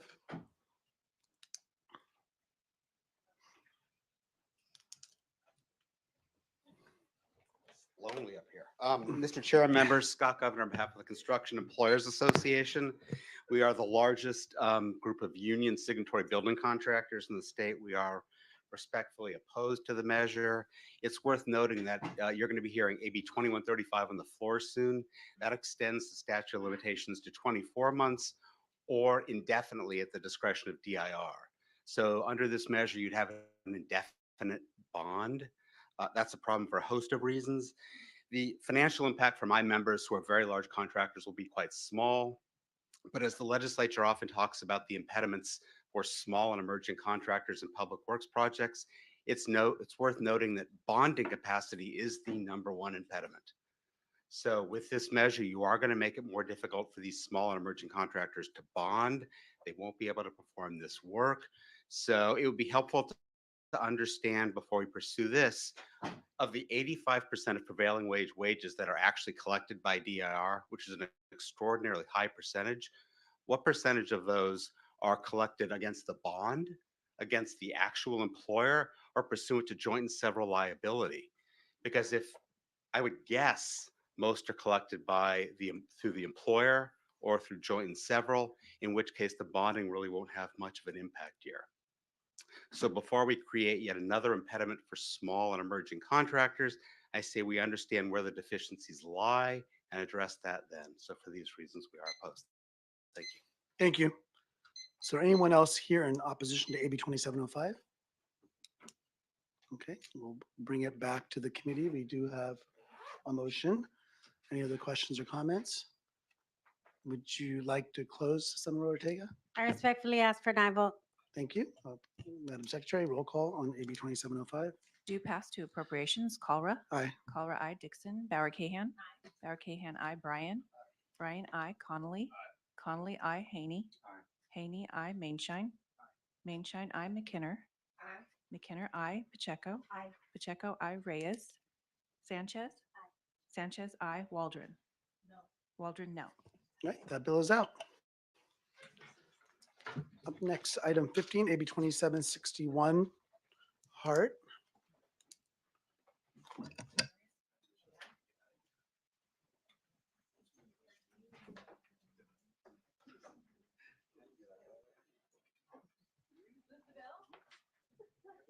You,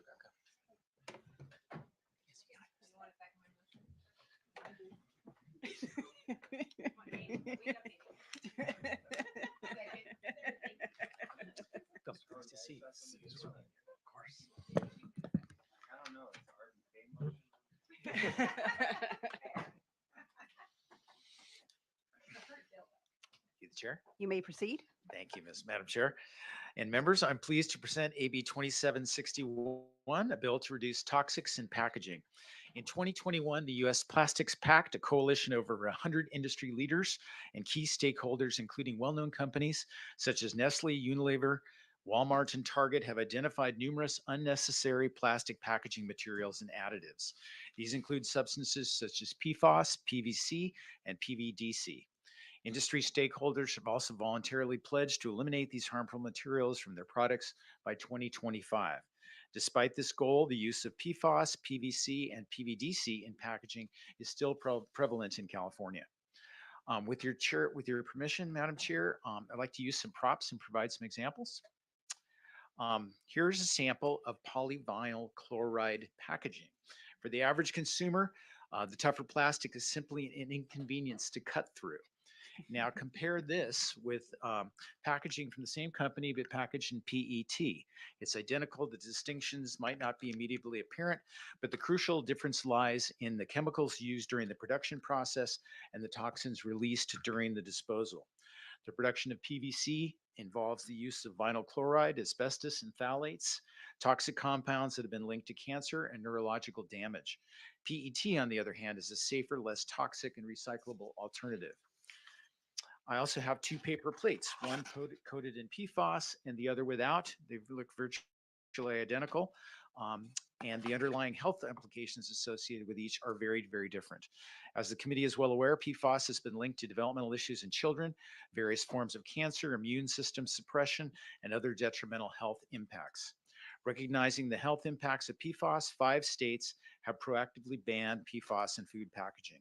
To ensure California does not trail behind other states, AB 2761 will reduce exposure to toxic chemicals by banning the sale of PFAS, PVC, and PVDC in packaging starting in 2026.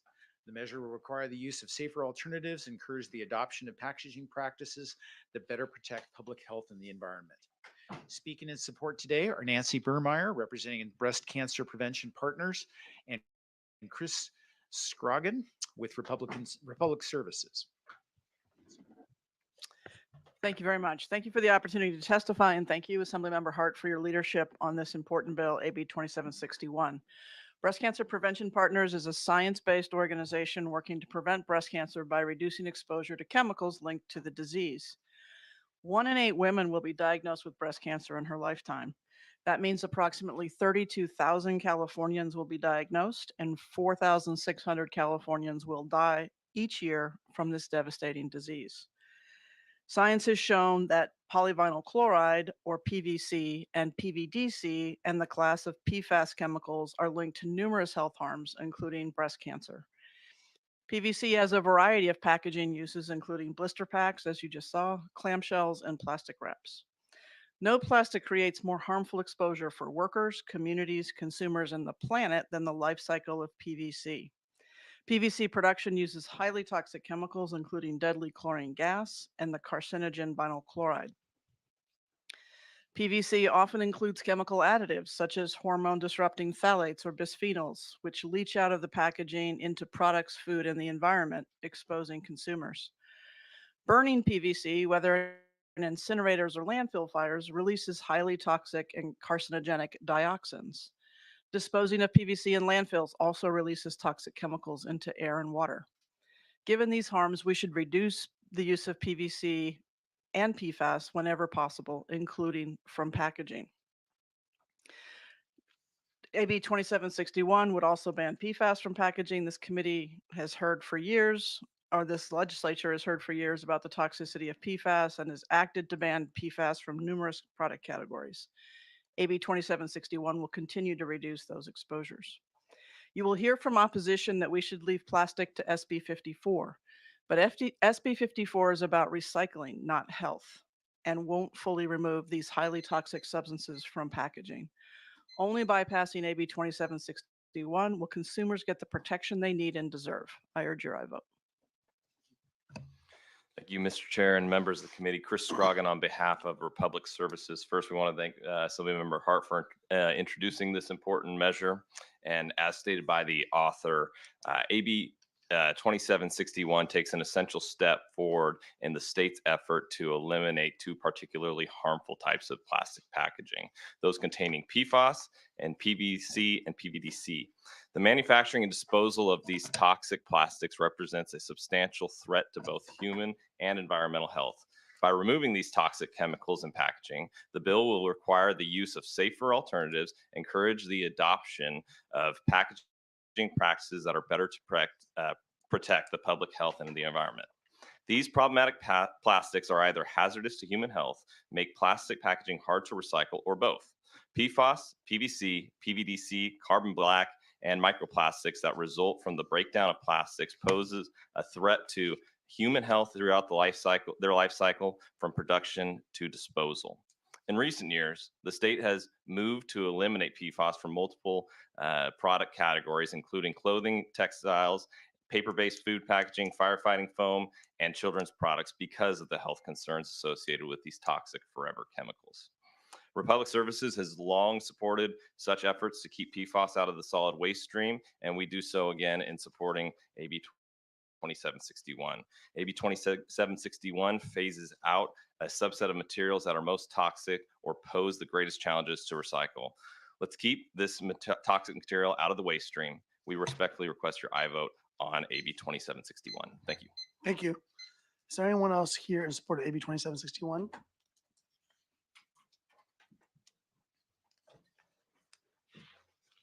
Morning, Mr. Chair, members. Dylan Elliott on behalf of the California Product Stewardship Council and Solid Waste Association of North America Legislative Task Force California chapters, both in support. Thank you. Thank you.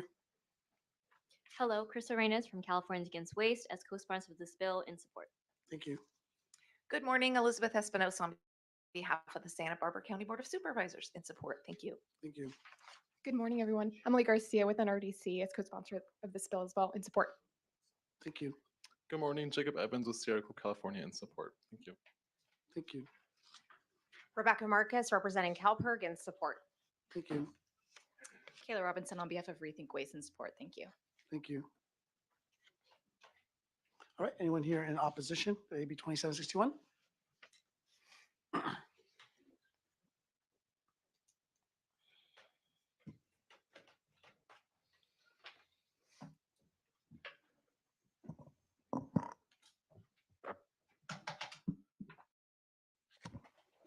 Good morning, Chair, members. Adam Regley with the California Chamber of Commerce in respectful opposition. I want to thank the author for his continued engagement with the opposition, but we still have significant concerns with the bill.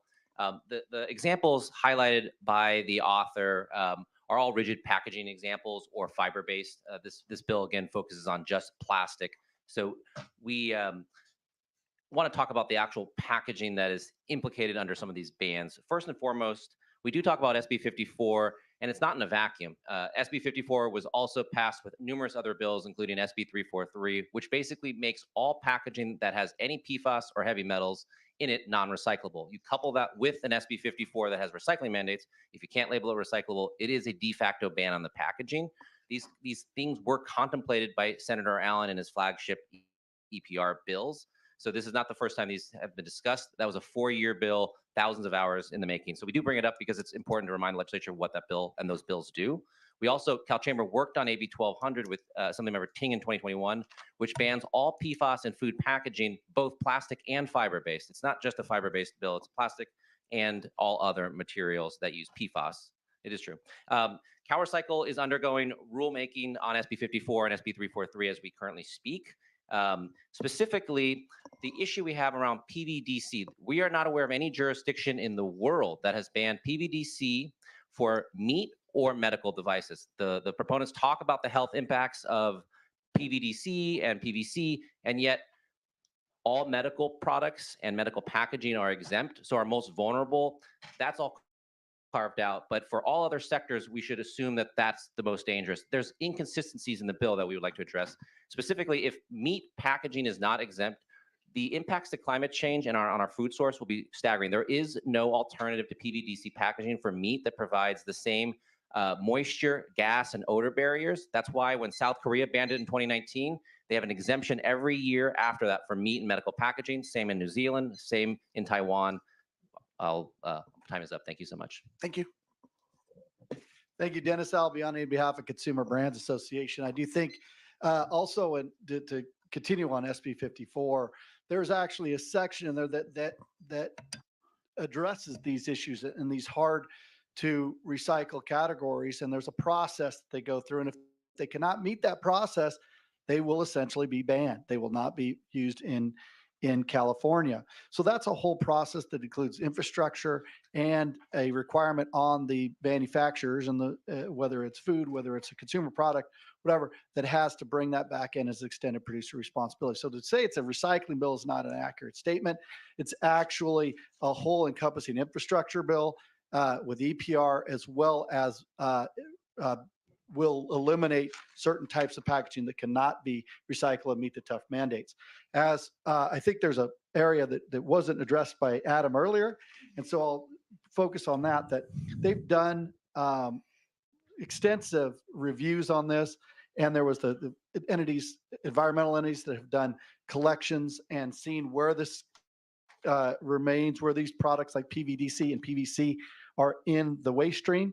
And after they've done this in May 2022, they did a full study and found out that 0.12% of the waste stream is PVC or PVDC. So we're talking about very minimal amounts within the waste stream. And we're talking about things like packaging for medical devices. We're talking about tamper resistant and safety packaging.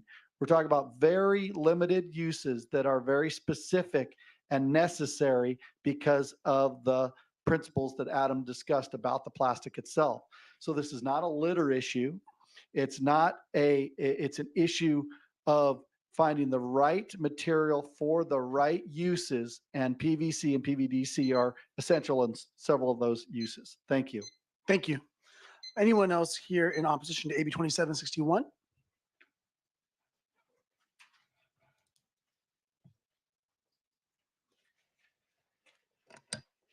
Thank you, Chair and members. Lauren Aguilar here on behalf of the Flexible Packaging Association and the American Institute for Packaging and the Environment, also in opposition. Thank you. Good morning. Carol Patterson with the Food Service Packaging Institute, also in opposition. Thank you. Katie Little with the California League of Food Producers in opposition. Thank you. Norlin Asbrick with ASSM Advisors, representing the Vinyl Institute, in opposition. Thank you. Randy Pollock on behalf of the American Chemistry Council in opposition. Thank you. Luis Sanchez on behalf of the Toy Association, opposition. Thank you. Thank you. Kelly LaRue on behalf of the American Cleaning Institute in opposition. Thank you. Dan Traub with the Personal Care Products Council in opposition. Thank you. Kelly Hitt on behalf of the Plastics Industry Association in opposition. Thank you. Thank you. Tricia Garinger, Agricultural Council of California, respectfully opposed. Thank you. Dean Talley with the California Manufacturers and Technology Association, respectfully opposed. Thank you.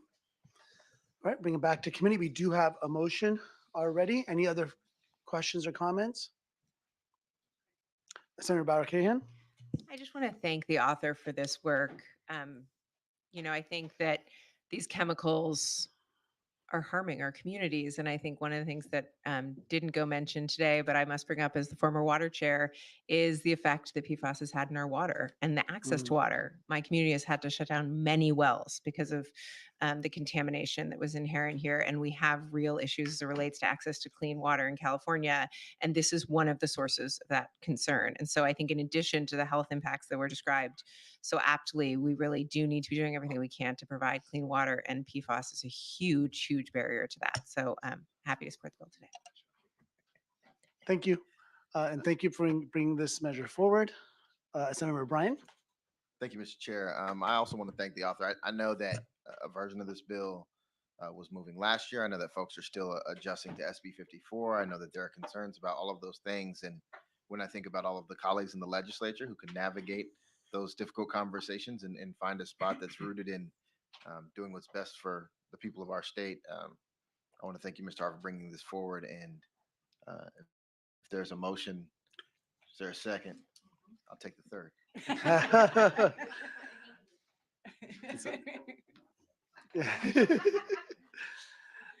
Yeah, I also want to express my gratitude to the author for your work on this. And would you like to offer any closing comments? Yeah, I just want to thank the opposition for their testimony today. I'm going to continue working with them, and I'm happy to consider their feedback to improve the bill, and I respectfully ask for an aye vote. Thank you.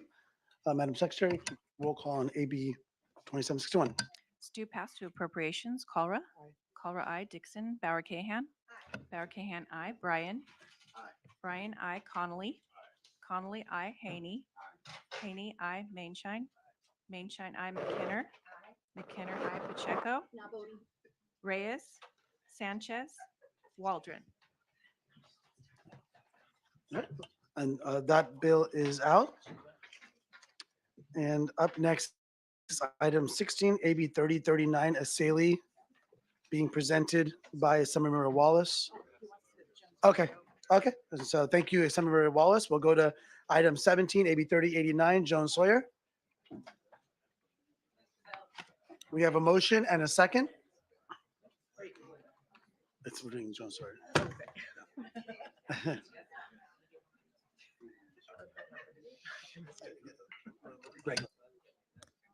I want to first thank Assemblymember Wallace for allowing me to present, especially on behalf of the entire California Black Caucus, who members are here today to hear this bill, some from the Senate and from the Assembly. Thank you, Mr. Chair and members. Today, I present to you Assembly Bill 3089, the California Apology Act for the perpetration of gross human rights violations and crimes against humanity, with special consideration for African slaves and their descendants. In 2020, then Assemblywoman Dr. Shirley Weber and the California legislature created a first-in-the-nation task force to study and develop reparation proposals with a special consideration for African Americans. I, along with State Senator Stephen Bradford, had the privilege of sitting on that task force and being part of the groundbreaking report that resulted. For more than 2 years, the 9-member task force heard countless hours of testimony and received thousands of pages of documents from state agencies, historians, archivists, economics, private businesses, legal experts, families of former slave owners, and the descendants of slaves and sharecroppers. From that, the task force created this report, a 1,100-page report, a painstaking recitation of the horrible treatment of African American slaves and the ways in which this state and the nation benefited from forced human slave labor. As required by statute, the task force was required to include in its findings how the state of California will offer a formal apology on behalf of the people of California for the perpetration of gross human rights violations and crimes against humanity on African slaves and their descendants. This committee has already heard and passed 2 other measures on this subject, HCR 135 Weber and the Senate companion SCR 113 Smallwood Cuevas. Both resolutions, which outlined and acknowledged the horrific acts against African slaves throughout our history and within our state. These 2 resolutions set the stage and the acknowledgement of the harms.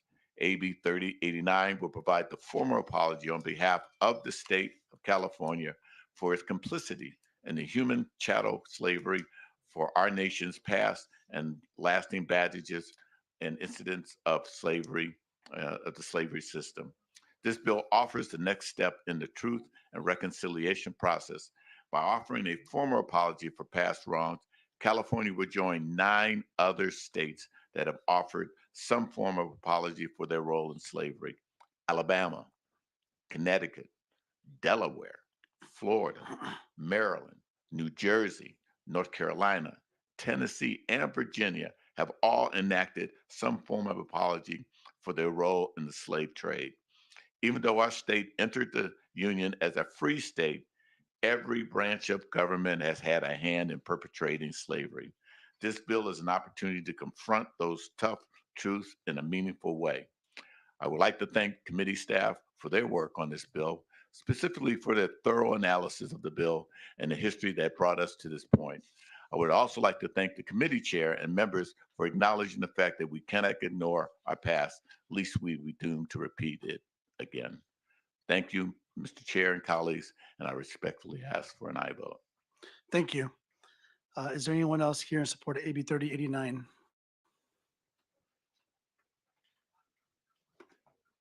Mr. Chair and Member Mel Osegar for the California African American Chamber of Commerce, the Greater Sacramento Urban League, in strong support.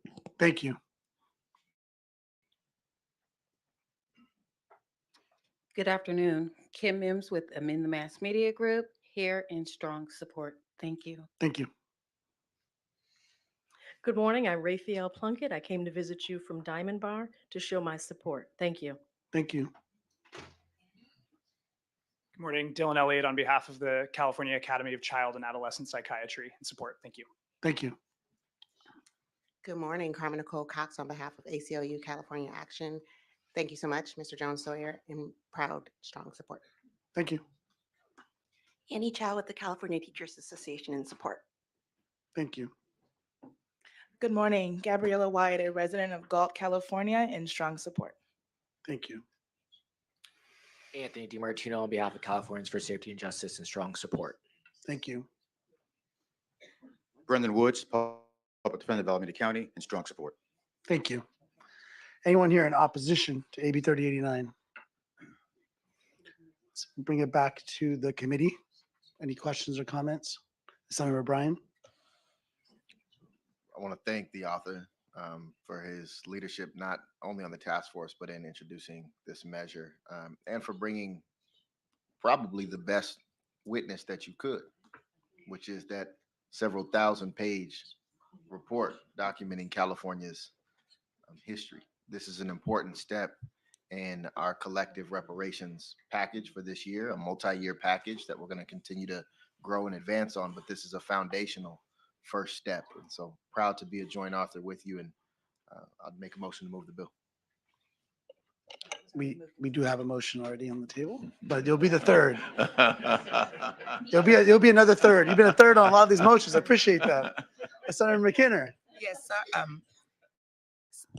Is it on? Hello? Sorry, Mr. Bryan, we already did it. I would like to thank the author for his work that he on reparations.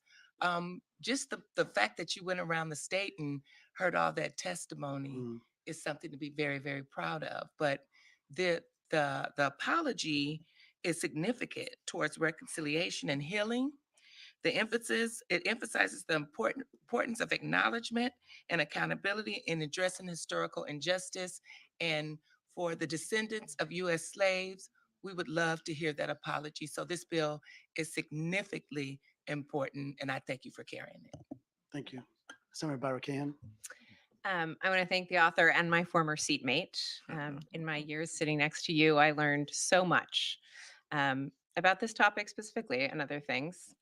And I remember the first time I was sitting on the dais and I had the privilege of apologizing to a Californian. It was in your committee, and it was when we had a witness who'd been forcibly sterilized. And she sat before us as a woman of color, and I just felt compelled to apologize to her on behalf of the people that this had happened to her, and how powerful it was in that moment for her to hear that apology.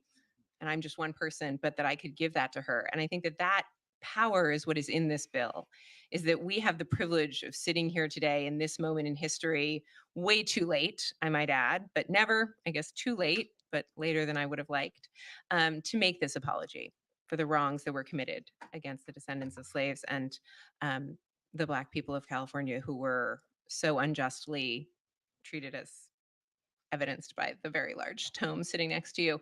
And so I want to thank you for giving us this opportunity. And I'm happy to be sitting here and happy to support it today. Thank you. I also want to express my gratitude to the author, members of the Legislative Black Caucus, including those that are members of this committee and those who are here in attendance. This is incredibly important for every Californian, not just Black Californians. I want to keep repeating that every time we hear these bills. These are bills that uplift all of us, as well as open our eyes to what our state did and the consequences and continued ramifications of those actions. Part of the bill would be required to have a conspicuously placed plaque if this bill makes it forward, gets signed by the governor somewhere here in the Capitol. And I would suggest either we remove a picture of one of the early governors who perpetrated much of this, or at least put it next to it and have an arrow pointing towards them. Because I walked by a lot of pictures of these governors that were here, some of the first governors, including our first governor, who called for the eradication of our Native communities. They're the ones that signed on to these pieces of legislation and supported them. And so I think it's important that we start telling the rest of the story. And for that, I'm incredibly grateful. Would be honored to be added on as a co-author. I would like to give you the opportunity to close. And I want to thank you and really for those who don't really understand the importance of the apology letter, and for those who don't believe that California was complicit in it.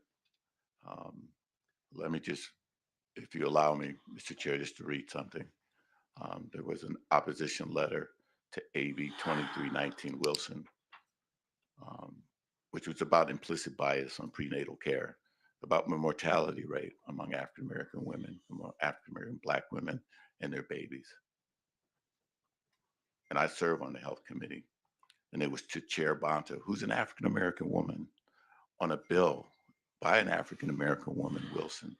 Chair Bonta and members of the Assembly Health, on behalf of the Imperial Grand Aryan Council of California and the Western United Nights, I submit this letter in strong opposition to AB 2319 Wilson. We believe that every non-white birth in this state is a drain on the taxpayers, and that any miscarriage or complication that results in death or defect of the mother or child in God's way of ensuring population control among Blacks and other minorities. Any effort that is made to support health and wellness of Black women and children is an affront to nature and is counterintuitive to the agenda of white Californians and white Americans. We strongly urge you to oppose this measure. Grand Garland, Randall Green, Western United Nights. Garland Randall Green was born in 1889, died in 1949. So it tells you that this racism is still here, and those thoughts and ideas are still being forwarded. I am proud to say this letter has been repudiated by the Speaker, the Pro Tem, and the California Republican Party. And so in some ways we do stand strong. For African-American caucus members, these letters is just Tuesday. We get this all the time. All the time. And so if someone tells you that there's still people who are not trying to keep us down, this letter lets you know there's still people who want to keep African American and other minorities from being able to achieve what is great in California. And so I respectfully ask for your aye vote on the apology letter as we move forward. Thank you, Assembly Member, for your leadership on this. Madam Secretary, can you roll on AB 3089? Do pass to appropriations. Colra. Aye. Colra, aye. Dixon. Bauer Cahan. Bauer Cahan, aye. Bryan. Bryan, aye. Connolly. Connolly, aye. Haney. Haney, aye. Mainshine. Mainshine, aye. McKinner. McKinner, aye. Pacheco. Pacheco, aye. Reyes. Sanchez. Waldron. All right, that bill is out. Thank you very much, Mr. Chair and members. Thank you. Oh, no. No, we're going to go with it. Item 16, 3039, Saley. Senator Saley is not here. Senator Walsh presenting for him. This has a strong no recommendation from the committee chair. You decide.